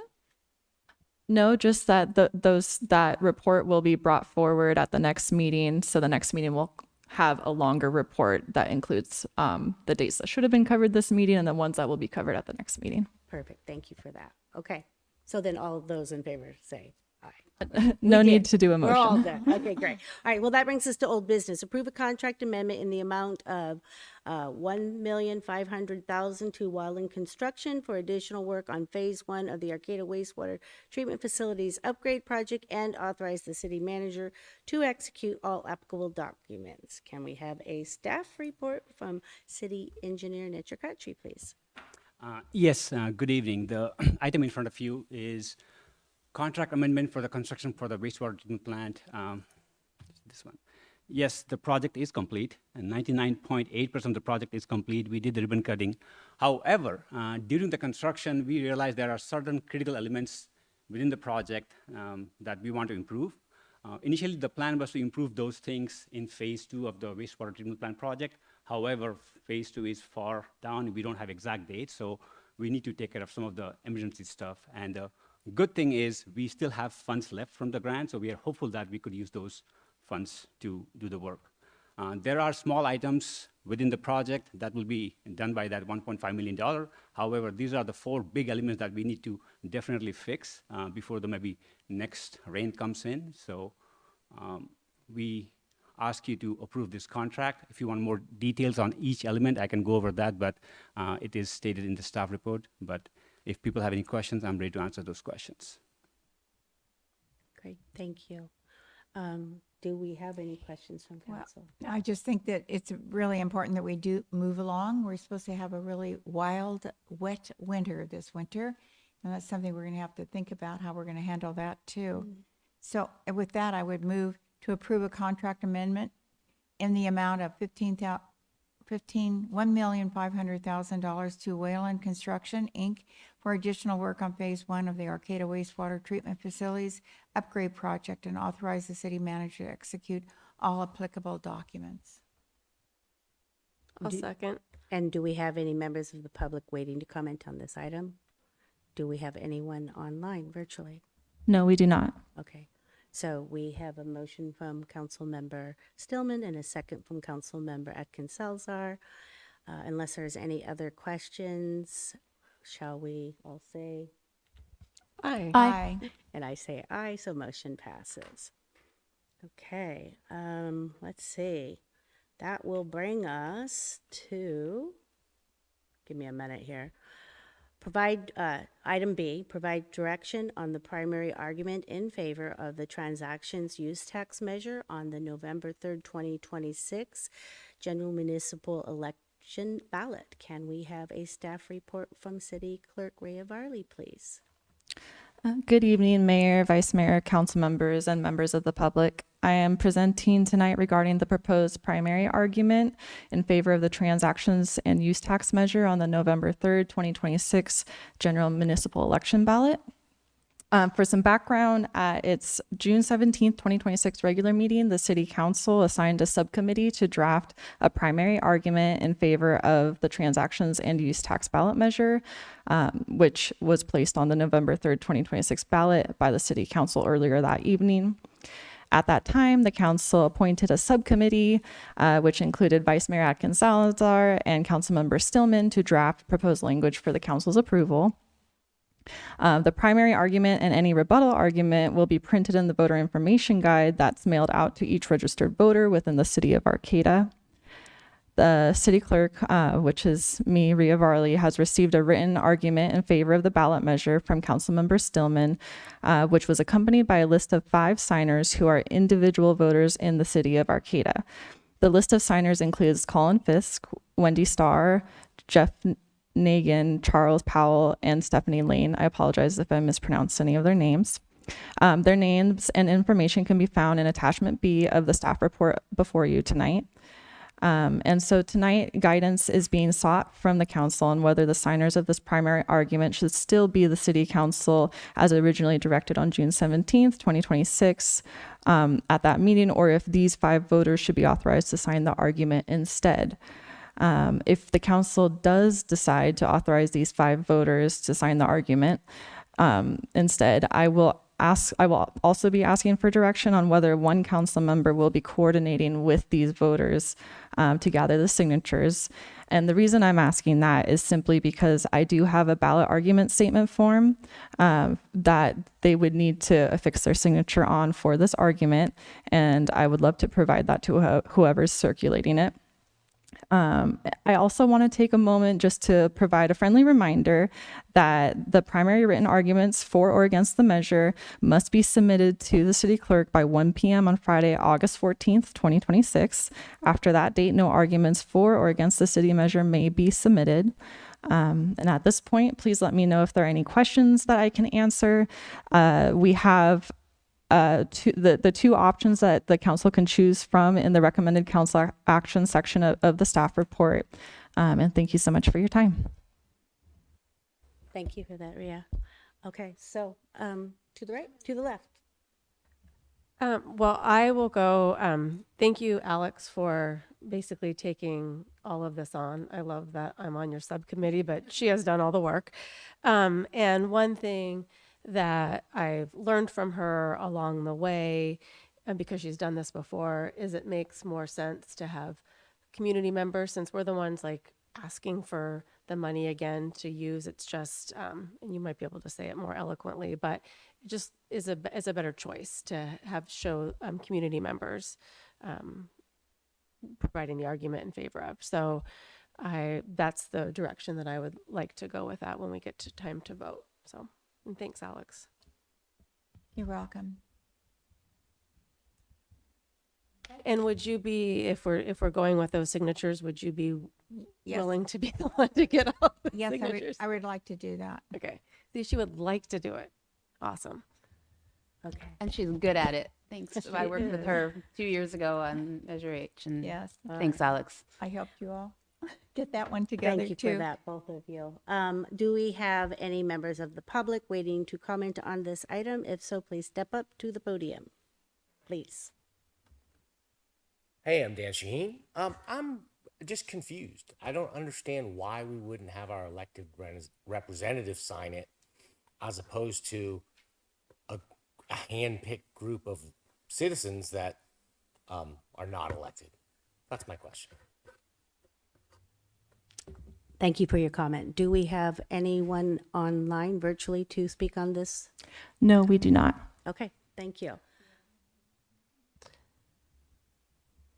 I would like to make a motion to authorize that instead of the council, the proposed 5 individual voters can sign the primary argument in favor of the transactions and use tax measure for the November 2026 election prior to submittal to the elections official. I'll second it. Okay, so we have a motion from Vice Mayor Atkins-Salzar and a second from Councilmember Stillman. If there's no other discussion before we vote, all those in favor? Aye. Aye. And I say aye, so motion passes. Okay, new business. Ratify the employment agreement with Jennifer Dart for the position of Director of Community Development for the term of August 16th, 2026 to August 16th to 2030. Can we have a staff report from Human Resources and Administrative Services Director Kira Vink, please? Hello, good evening, and thanks for having me. Mayor White and council members. So this is a fairly new process. Thanks to our city clerk. She made sure we were doing it the right way. But these contracts used to come through the consent calendar, and now they are an item on their calendared items. So the contract for Jennifer Dart, the city manager has the authorization and the authority and the responsibility to appoint department heads. So what we're asking for the council is to, one, accept the appointment of Jennifer Dart as the Community Development Director, and two, to ratify the employment agreement between the City of Arcata and Jennifer Dart. This is a standardized employment contract, meaning that all the directors, department heads, all have a similar contract. The benefits and the salary in the contract are like the other directors and department heads, and the salary is in a range on our standard salary schedule. And so the contract is for 4 years with an additional 1 year extension that could be given. It would go from August 16th of 2026 through August 16th of 2030.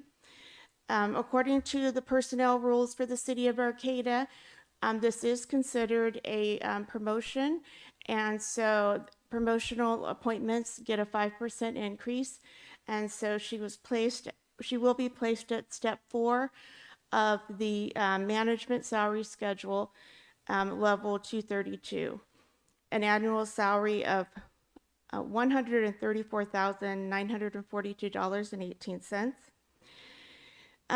Jennifer has been part of our team of employees since 2013.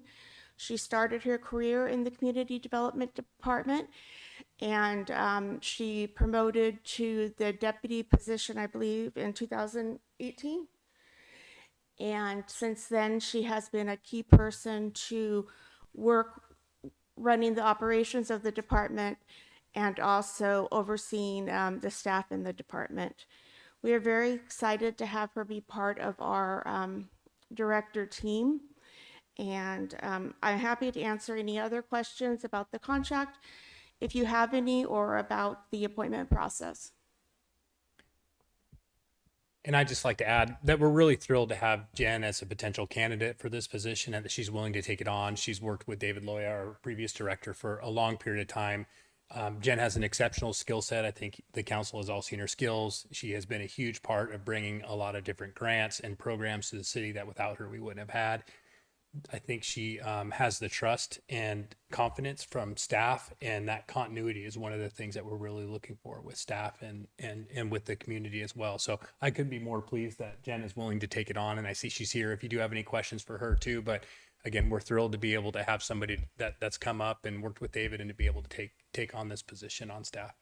Thank you for that. And I see some fingers poised to my right. Go ahead. Okay, congratulations, Jen. When I was on the Economic Development Committee, you were the liaison, and I started working with you then, and I've just appreciated your thoroughness and your dedication to the city. I'm so proud of you. I know that you're going to do an amazing job. Thank you for all your hard work, and congratulations. Thank you. Well, we probably have to ratify it before we can congratulate you. So Preemptive congratulations. I mean, if you would like, I would like to move to accept the appointment of Jennifer Dark to the position of the Director of Community Development, effective August 16th, 2026, and ratify the employment agreement with Jennifer Dark for the position of Director of Community Development for the term of August 16th, 2026 to August 16th, 2030, and authorize the city manager to execute all applicable documents. I will second that. Well, I also just want to thank you for being willing to step into that. One of the things I learned on being on council is that the community director often takes as much, sometimes, or more heat than council members. And so I know that that's probably weighing on you as you step into this position. So thank you for being willing to do it. And I'm really grateful for that. And you'll be great. And I concur. I am thrilled that we were able to find someone internally that was ready to step right up to the plate, because you've been doing it. And so congratulations.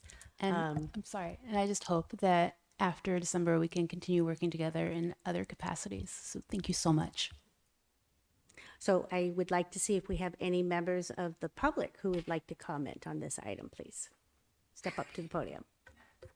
My name's Joanne McGarry, and I first of all appreciate the city clerk for bringing this out of a consent calendar item. This is a very wonderful transparency way to do things, and I applaud this. And I also applaud this appointment because this woman has been, to me, very, very helpful in my needs in the community in terms of housing, and getting right back to me and being very immediate and honest and caring, which is a very important component of this type of job. So I thank you, Jennifer, for all the work you've done in the past, and I look forward to seeing you in operation in the future.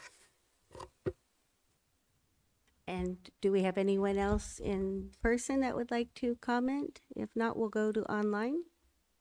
No, we do not have anybody online. Okay, so we have, go ahead. Oh, sorry. We have a motion. Somebody remind me from Councilmember Stillman. Alex Stillman made the motion. I made the motion over here. And a second from Councilmember Matthews. So all those in favor? Aye. Aye. And I say aye.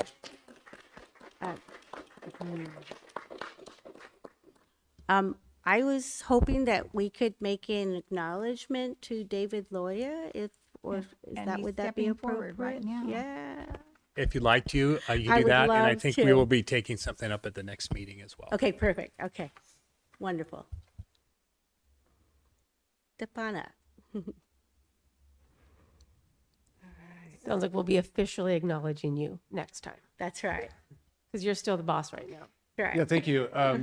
This is probably a rare moment in history where you'll have two directors of community development for at least a period of time. Twice as nice.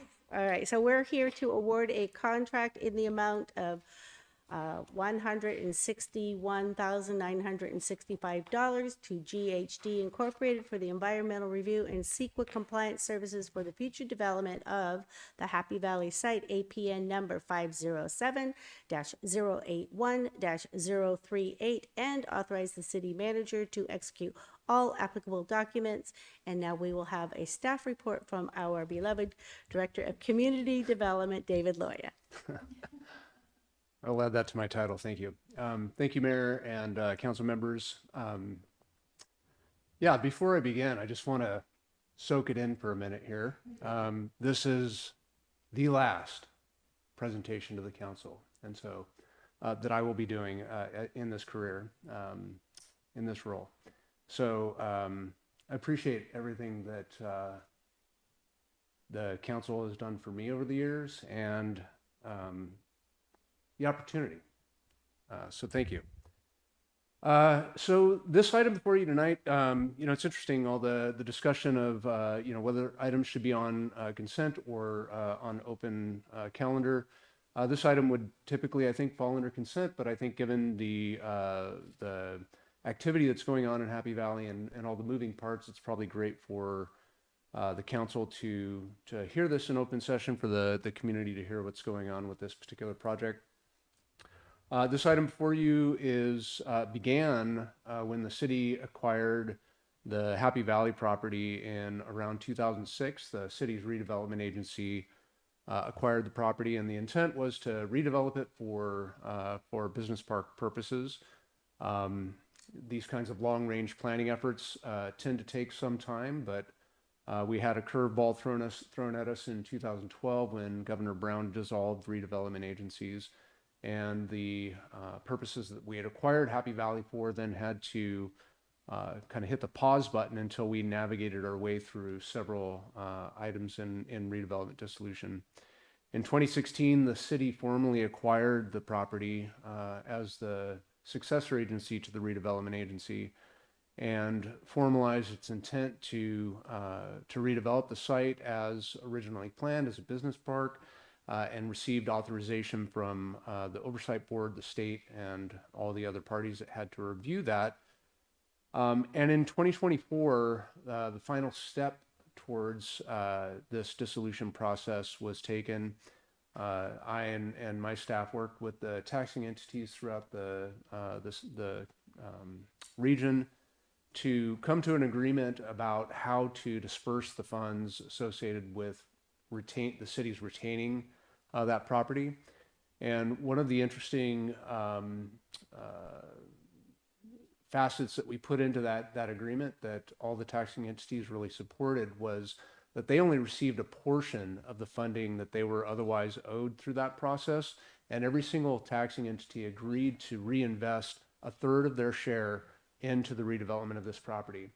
That money was de minimis. We're talking a couple $100,000. It's going to take hundreds of thousands of dollars to redevelop this site, but it really demonstrated to me the partnership that this region has with its partner agencies throughout the city. That included the school districts, the harbor district, the water district, the county of Humboldt.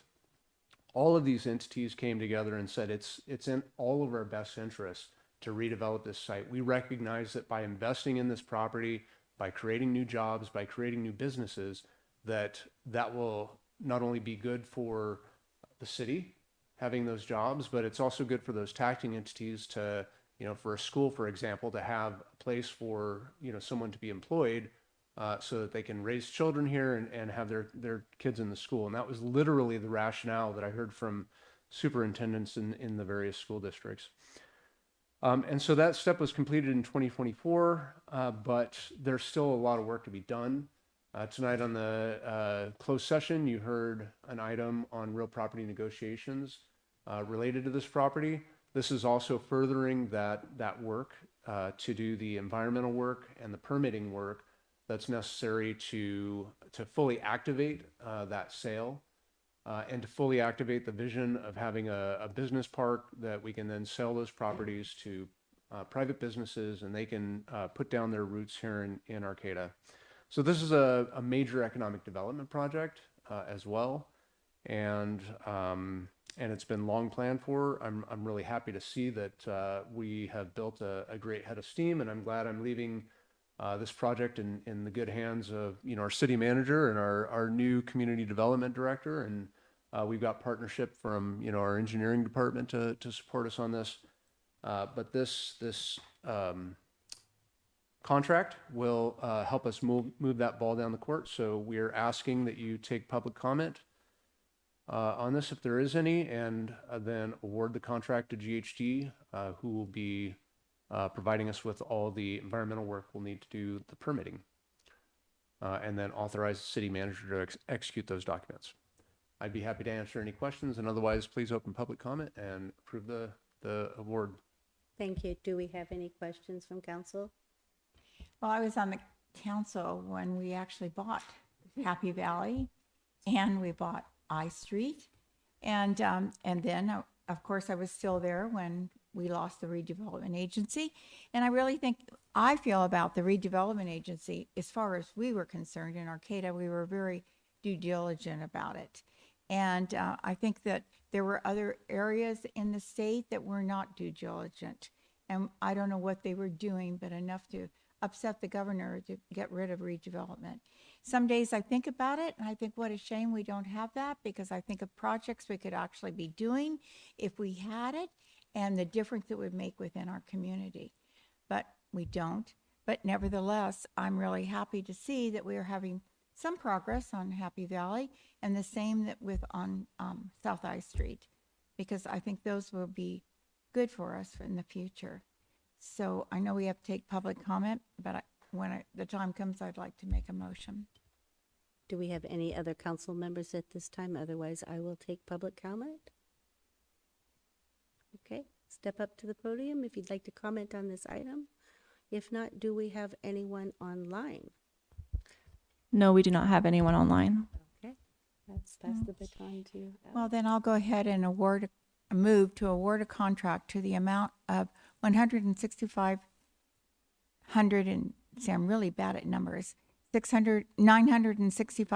to GHD Inc. for the environmental review and CEQA compliance services for the future development of Happy Valley site, APN number 507-081-038, and authorize the city manager to execute all applicable documents.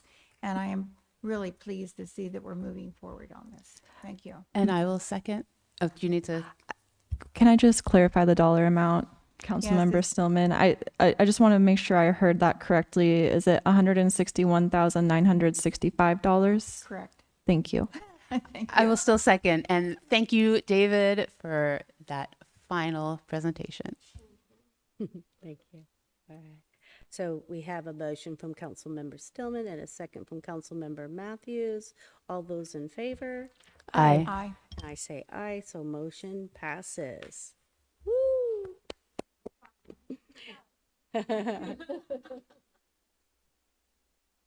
All right, so that brings us to item C, introduce ordinance number 1593, an ordinance of the City Council of the City of Arcata amending Chapter 5, Title 5 of the Arcata Municipal Code to update the definition of a nuisance, change the nuisance abatement hearing officer to the city manager, and allow for the recovery of attorney fees for nuisance abatement.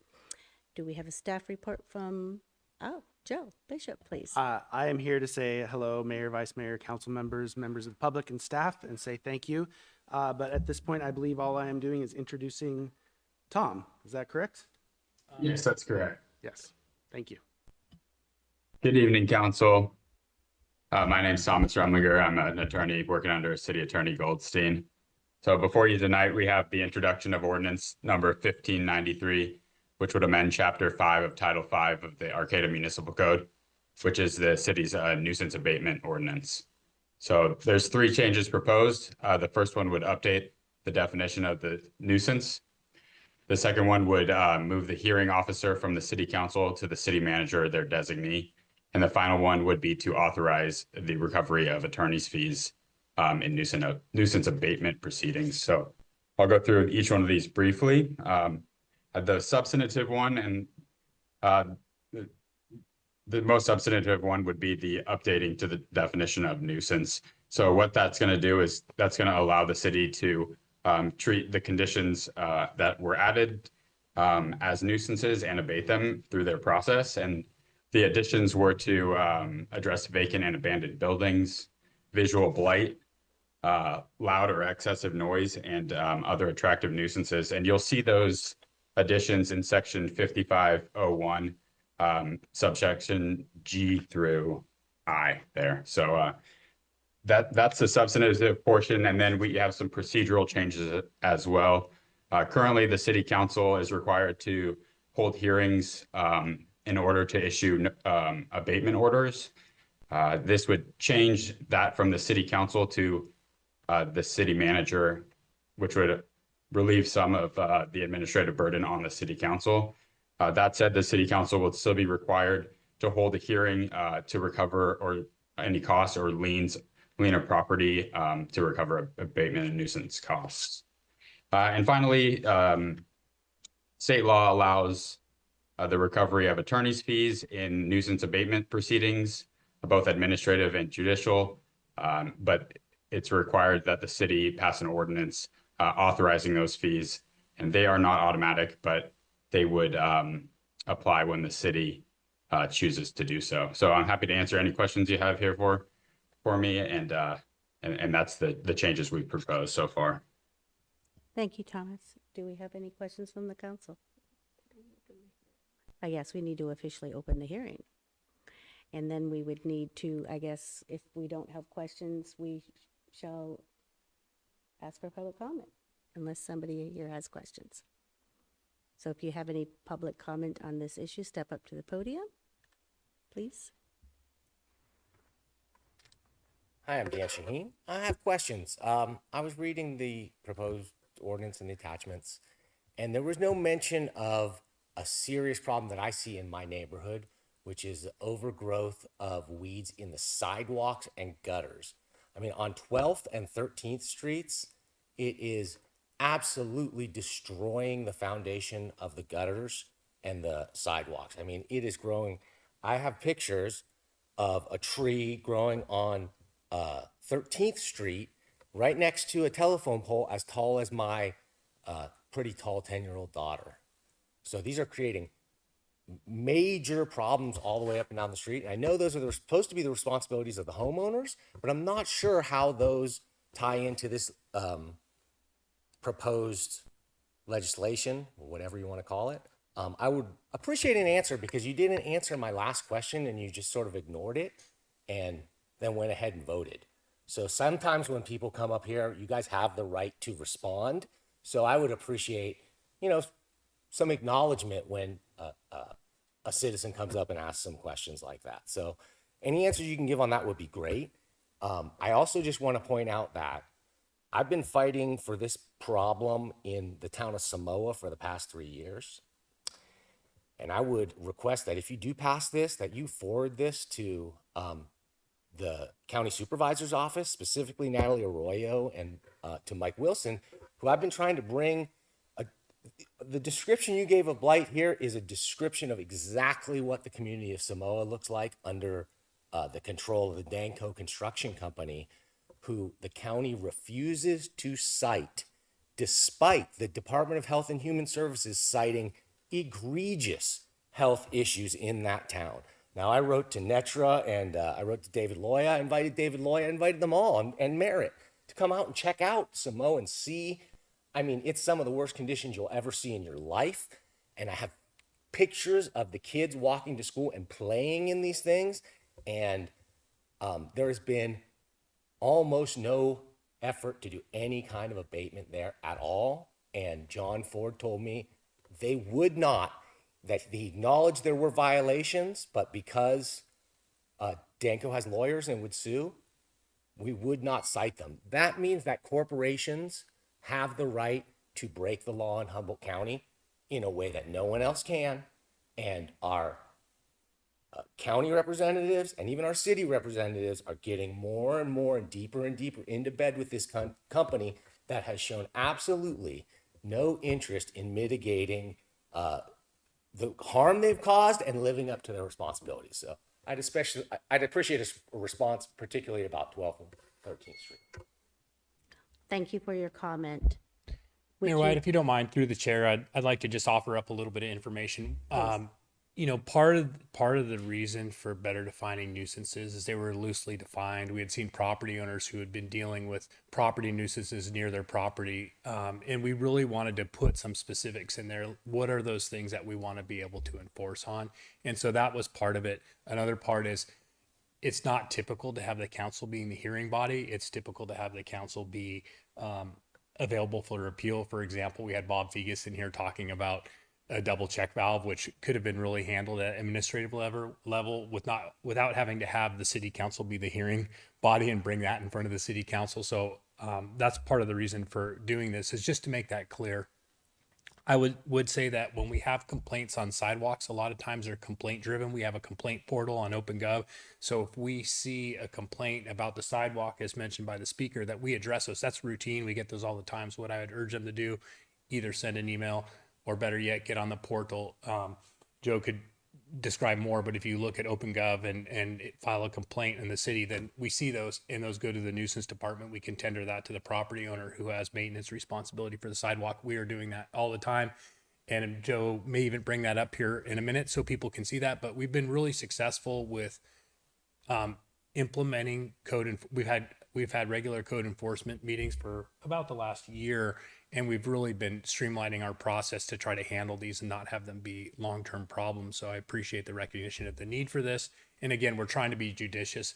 Typically, when we have things like this, we want to give the property owners as much time as they need to willingly comply. And so we're very reluctant to impose fines. And if people do ultimately comply, most of the time, I can't think of a time where we've imposed a fine because we've gotten voluntary compliance. The only time we've had to impose fines or fees is when we had to go clean it up on behalf of the property owners. So with that said, I'll stop there unless the council has questions. And I know that I would just also remind the council and the public that it's difficult when people ask questions. The council needs to avoid getting into a question and answer. It can get really deep. So we don't, I recognize the council public dynamic. It's difficult to get into that Q&A all the time, but I wanted to provide a little more background that was relevant for this item.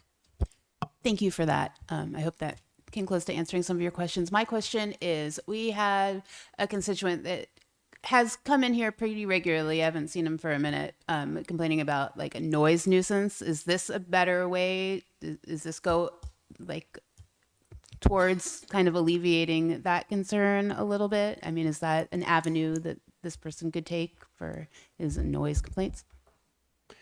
I would let our council, Thomas Remlinger weigh in. One of the things that's difficult is noise is transient. If it's non-ongoing long-term noise, yes, but each time ends up being another incident. But Thomas, would you want to respond more to that? Yeah, so I had a similar idea as you did, in that the process that we have for nuisance abatement really is kind of geared towards property conditions, and sound is sort of temporary. And while you might be able to cite folks or identify it as a nuisance, the abatement process might not be the best method for addressing it, just because the sound would be temporary. So I think that this could address it. You could identify that, hey, you're violating the municipal code, but you may consider like administrative citations and things like that as a way to address noise. Great, thanks. And just to confirm, there's nobody on Zoom. Thank you. I was wondering if, Joe, you were going to show that portal? I can, and if IT is able to share my screen, I've got this on the cityofarcata.org homepage. So if you type in City of Arcata, this .org. This is what pops up. Right here, we have one point that is for permits, rental inspections, and complaints. And within that, you've got these 4 icons. These are your building permits. These are your encroachment permits. This is the rental inspection program, and this is a complaint portal. Click right here. It takes you to our OpenGov site. These complaints can be done completely anonymously. They can be done by address, and they can also be done by a pinpoint on the map. And for us to send letters, especially if we're going all the way through to an abatement, it's really good for us to have the starting point. And this complaint, code enforcement is, code compliance is complaint driven. And this was, we put a lot of work into this to make this available. And thank you for bringing that up. Yeah, and I would be happy to answer questions. Yeah. I guess, yeah, I wonder, and I don't even know if this is a real question, but I'm thinking, is there a threshold? Like, how many complaints does it take for some enforcement to happen? I have somebody asking me that, and so this is a perfect time to ask. No, there's not a specific number of complaints or even a specific type of complaint. Most of the time, a complaint will result in city staff observing the complaint if possible, and then a coalition of staff determining if there is something that's enforceable. And I noticed there's specific language that says safety for children, infants, and that kind of thing. So that escalates, I'm assuming. Absolutely. Okay, thank you. Yes. Now I have some information. Appreciate that. Thank you. I also should mention there is a place to put photos here as well, which helps us identify the issue. Sometimes we get a complaint about something and it's hard for us to specifically identify what's being addressed. So there is a way to put photos here as well.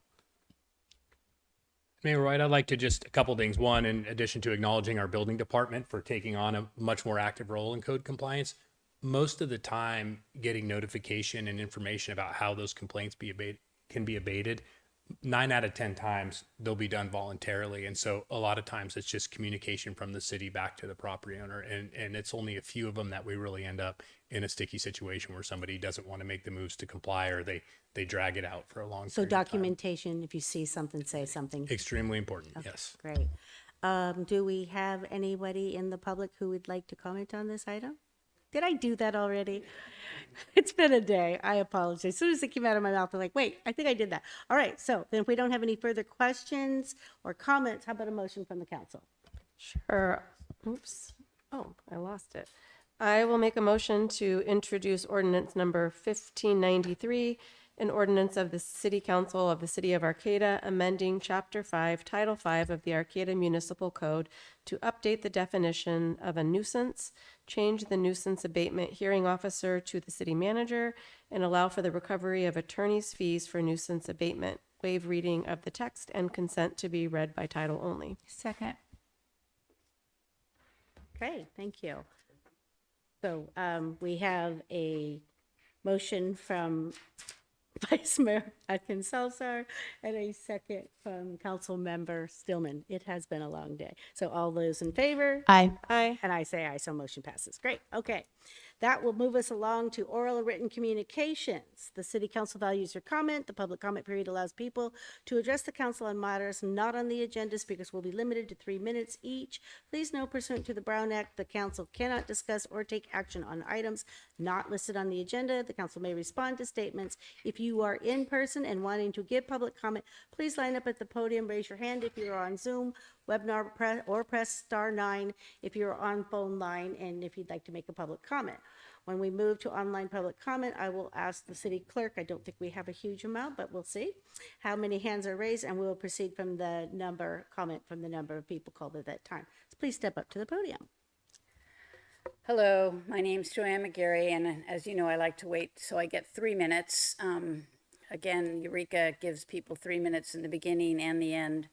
If there's people at the end that still need to speak. I just want to say that maybe some of you are aware and others aren't. I live near the marsh, and on Saturday evening there was a brush fire that broke out, and I think which was near the Little Lakes property on South H Street behind some of the houses there, and all of us on that street were briefly evacuated. And I tried to find some more information about what happened and why and what we might do to make sure that we don't have that situation happen again. I was ready with my go bag and, you know, went down to Alchemy Distillery, so it wasn't too far to walk and or stay to wait till things calm down and we could go back home. But that brings me to the Little Lake.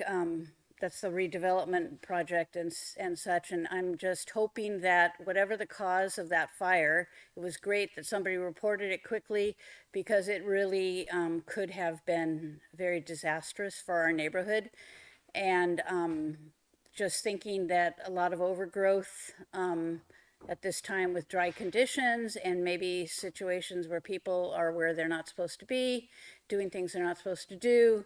You know, it's not just about my neighborhood, but because it happened in my neighborhood, I'm interested in seeing what the city's going to be doing about maybe clearing out that property better and of brush and maybe people. But that was one thing. And the other thing is I have sent a couple of people information about Berkeley's Peace and Justice Commission, because I really do think that issues will come up in our community that we need to deal with. And I have discovered that dealing with them directly at council meetings is not necessarily the most effective, efficient, or good way of doing it. And so I have information about a historic Peace and Justice Commission in Berkeley that I can share with you, and think it could actually replace the Equity Arcata program, because those issues could be discussed within a committee. And it doesn't have to be a committee of all the same like-minded people, and I'm not encouraging that at all. But I would like for that to be something to be considered in the near future, because things are going to come up all the time, and we need to deal with peace and justice as much as we need with the creeks and wetlands. Thank you for your comment. Next. Hey, I want to second Joanne McGreary's or J Mac's suggestion or for a Peace and Justice Committee. I think something like that would have saved us a lot of unfortunate back and forth over the last couple of years here at the City Council. I think it's a great idea. I think this council needs to really think about extending more outreach to getting public input. I think that there's been a resistance to public input involved in not answering questions when people come up and ask them, involved in trying to remove Zoom as a method of communication here at the council. I think that was one of the low points of this last year, and I'm glad that you guys made the decision to do it. However, I think the decision to even put it on the agenda is pretty suspect and fairly damning, if you ask me. I'm also hoping that I'm running for city council in the upcoming election, and I understand there's 2 seats coming open, and Councilperson Matthews has dropped out of the race because she says there's been some other people that have come along that she wants to support more than the other people running. I respect that. I wonder if she's going to answer to any of the ethical allegations that have been dropped about using city resources for personal gain. I don't really care about as much about her advocacy against Palestinian activists, but I'm more interested in the misuse of the networks and city property to get job recommendations from city staff. That's a gross violation of Arcata's ethics policies. I don't think it's a dismissible offense, but I definitely think it's something that the council person should address. And if it's true, she should probably apologize for it. Thanks. Do we have anyone online? No, we do not. Okay, so that is the end of oral and written communications. Does the city manager have any reports this evening? Just a few items. Again, one of the most frequently asked questions that we get is when is the fire cleanup going to happen? And so I'm really pleased that we have a contractor out there cleaning that up. They've started to remove a lot of debris. They're implementing dust control measures and watering as they take scoops, and they're making progress. I met with the contractor today. He expects most of the material to be removed for about a week. And then what they'll do is they'll cover the bare ground with plastic, and then they'll come back, take up the topsoils, determine where those can go for disposals, and then put base down and have that site complete. So he's relatively confident that their schedule is moving along. And so in the next couple of weeks, we should see that getting very close to completion. And I just want to say there's a lot of construction projects going around town right now, and the public has been extremely patient. We've had F Street and 7th blocked for the last few days. PG&E's doing a project which is not a city project to reinstall new fence and digging 12-foot long posts at their site. Vero is doing their fiber optic around town. It's just, we're loaded up with projects, and the public has been very patient and extremely courteous and polite when they've called.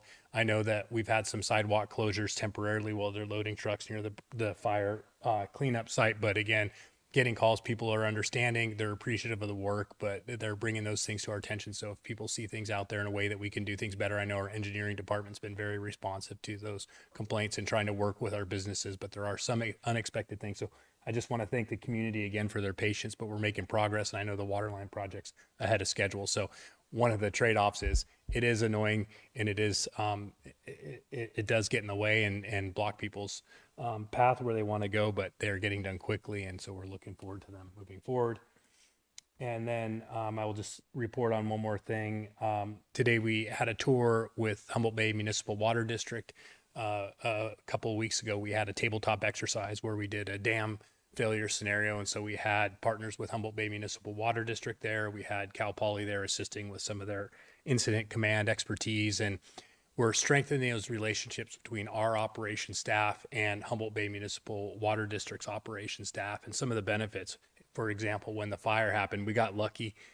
One of their employees, Dale Davidson, happened to be an ace when that happened, and he called up the staff and he said, you know, hey, we're going to need water for a long time, and they had their staff there to respond. But having our operators connecting with their operators, we're also looking at collaborating with the water district and other entities to have a county-wide model, which doesn't exist for all the water tanks and storage, just for disaster resiliency. And so just wanted to report that we're making some good progress, and it was nice to start that process with Humboldt Bay a couple of weeks ago and then to further continue it today. That's all I have. Thank you. Council reports. All reports shall be specifically limited to items relating to city business and shall not request or lead to action by the council at this meeting. And I will let whoever is ready to go. I'll be glad to start.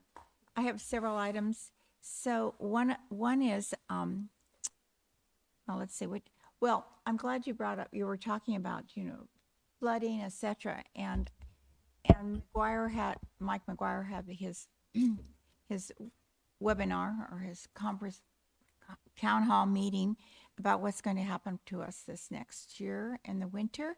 So I'm really happy to see we can get all these projects out of the way in the summer, and summer's construction time, and you see it on the freeways and everywhere. And I hope we'll be all finished by then, which will be good.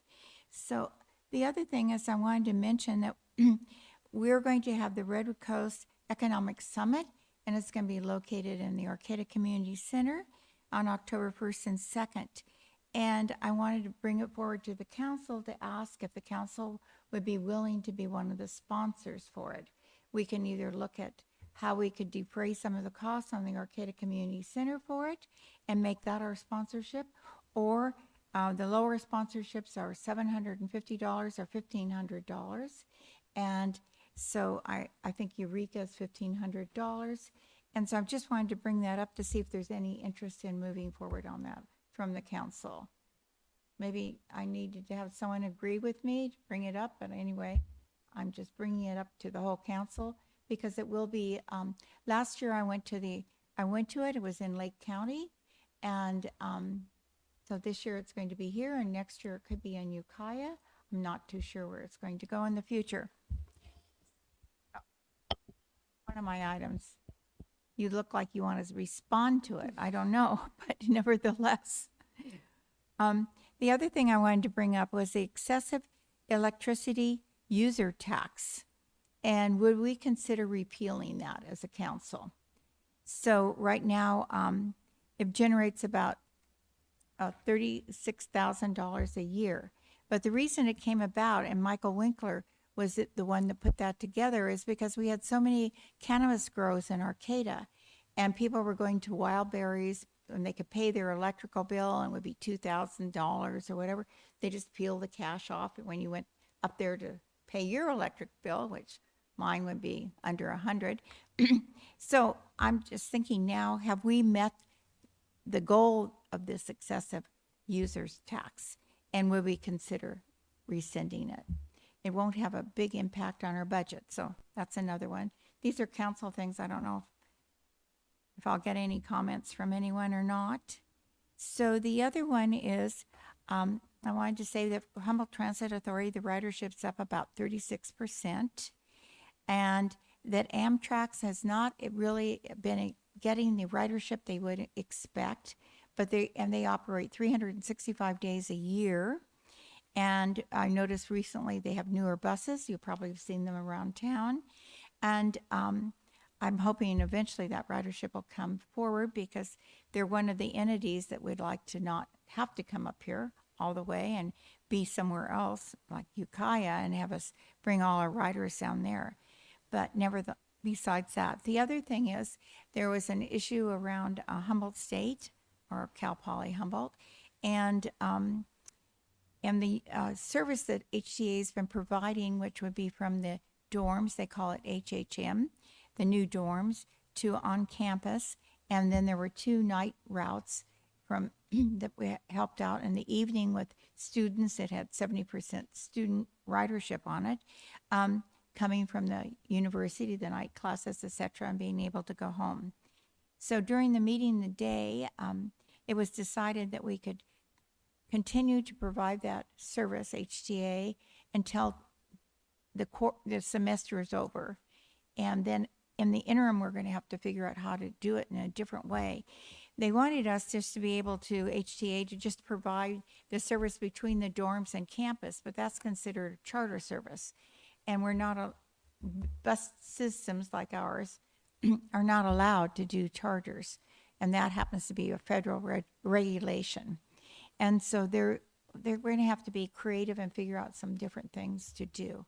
But I wanted to give you an update on that. And Kimberly was at that meeting, so you may have more to say.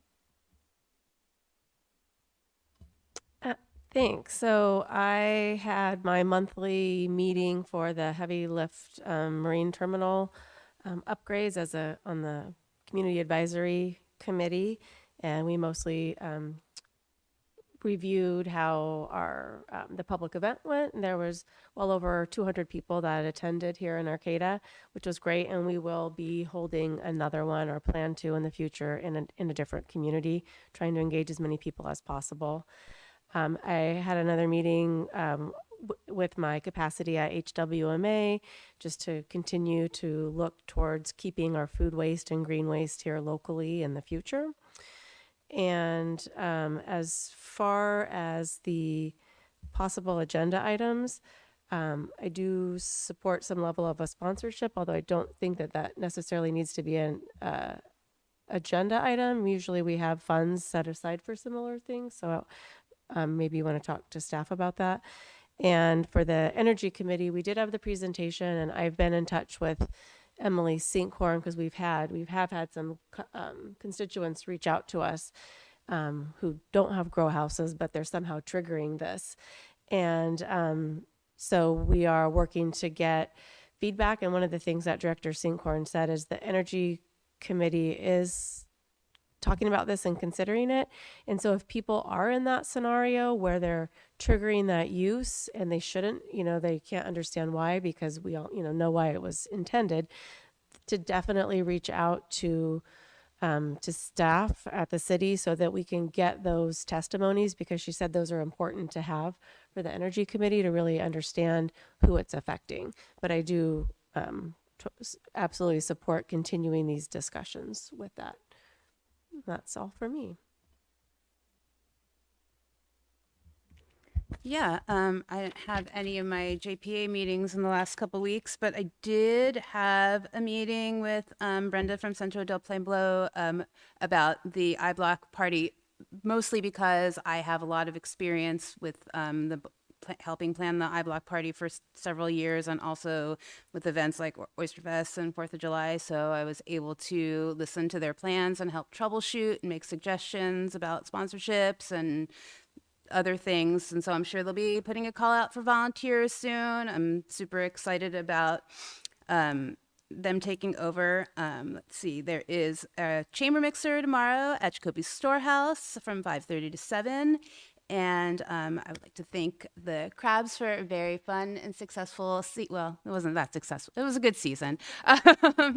And to that, I would love to ask our mayor if we could adjourn tonight in honor of Carl Pellets, the former mayor who passed, who's also heavily involved in the Crabs. So I think that would be a really great thing to do this evening. That's it. Yeah. I will let you have that portion. So I did want to respond also to the city-sponsored economic summit. I would not be opposed to sponsoring that. The excess user electric tax, I know that if a family has a couple electric vehicles, that can easily trigger. So definitely would like to bring that to council. Also, I did have the opportunity well, I'll just read you what I got here. Give me just 1 minute. Oh, I also, well, the green and gold route is also going to be ceasing in September, not just the evening routes, but more, it sounds like we're going to be able to at least extend the evening, and it looks like the green and gold routes, though, unfortunately will stop, but the gold route actually kind of replaces that. We just won't have them as often. Instead of every 15 minutes, it will be like every 45 minutes, but perhaps that can be, Well, I don't think that, the discussion is when we had students living in the Comfort Inn, that was one of the reasons we had that route. And the students could also go up to Humboldt and have their dinner and then come back to the Comfort Inn.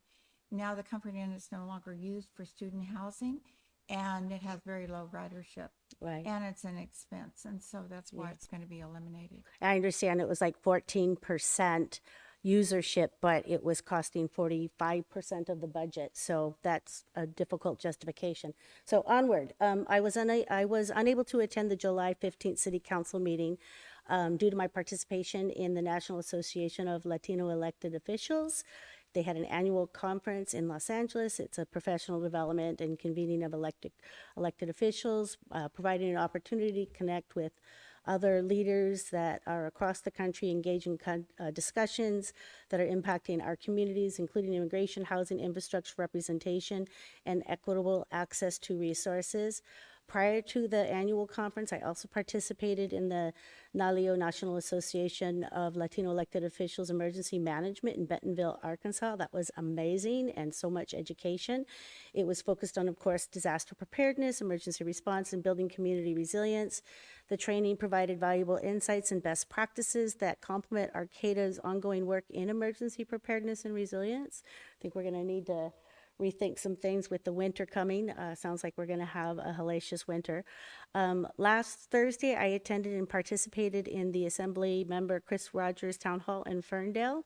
I attended the Centro de Pueblo and UC Davis Labor of Community Center Know Your Rights, Supporting Your Immigrant Neighbors training in late July, which focused on community protection, immigration-related issues, and planning for the future to better support our immigrant families and community members.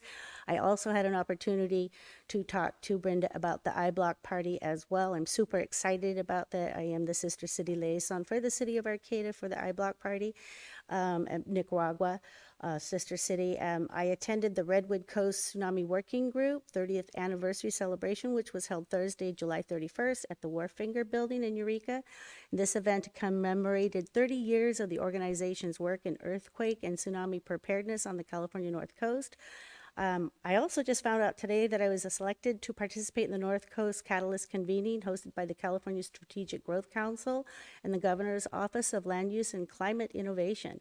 So this will be bringing local and regional leaders together from across the North Coast to collaborate on strategies related to community resilience, climate adaptation, housing, transportation, and sustainable economic development.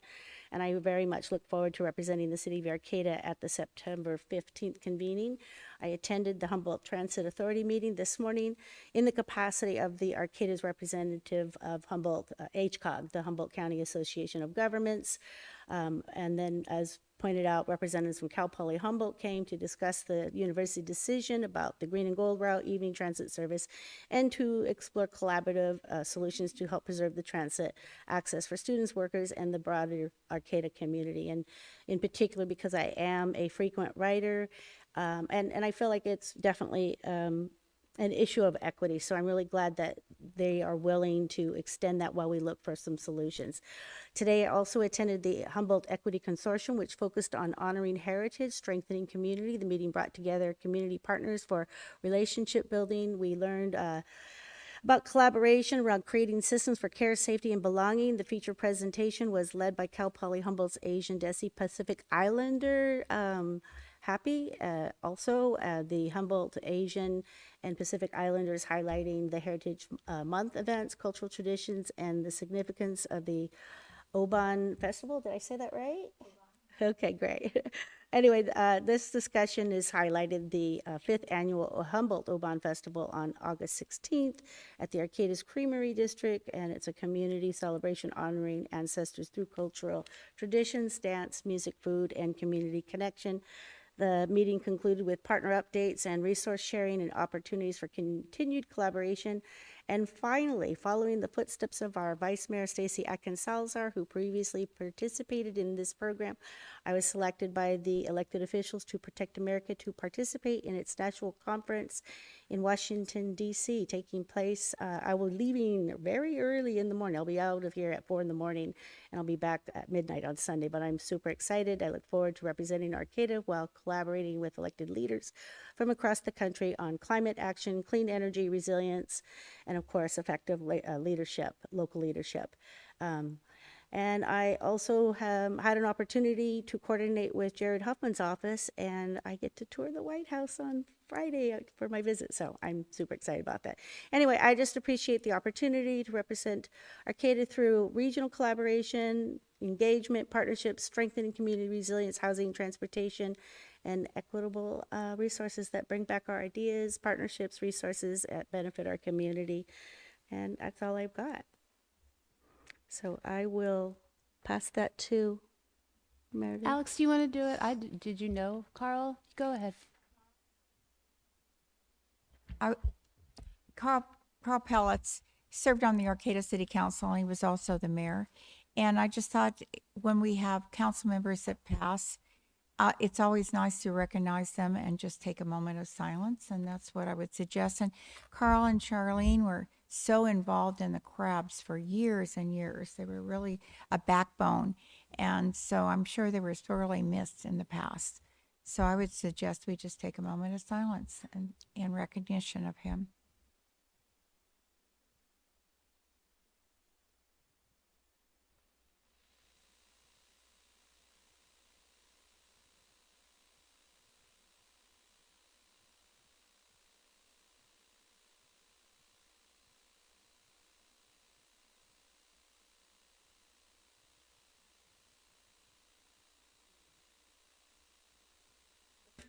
This meeting is adjourned.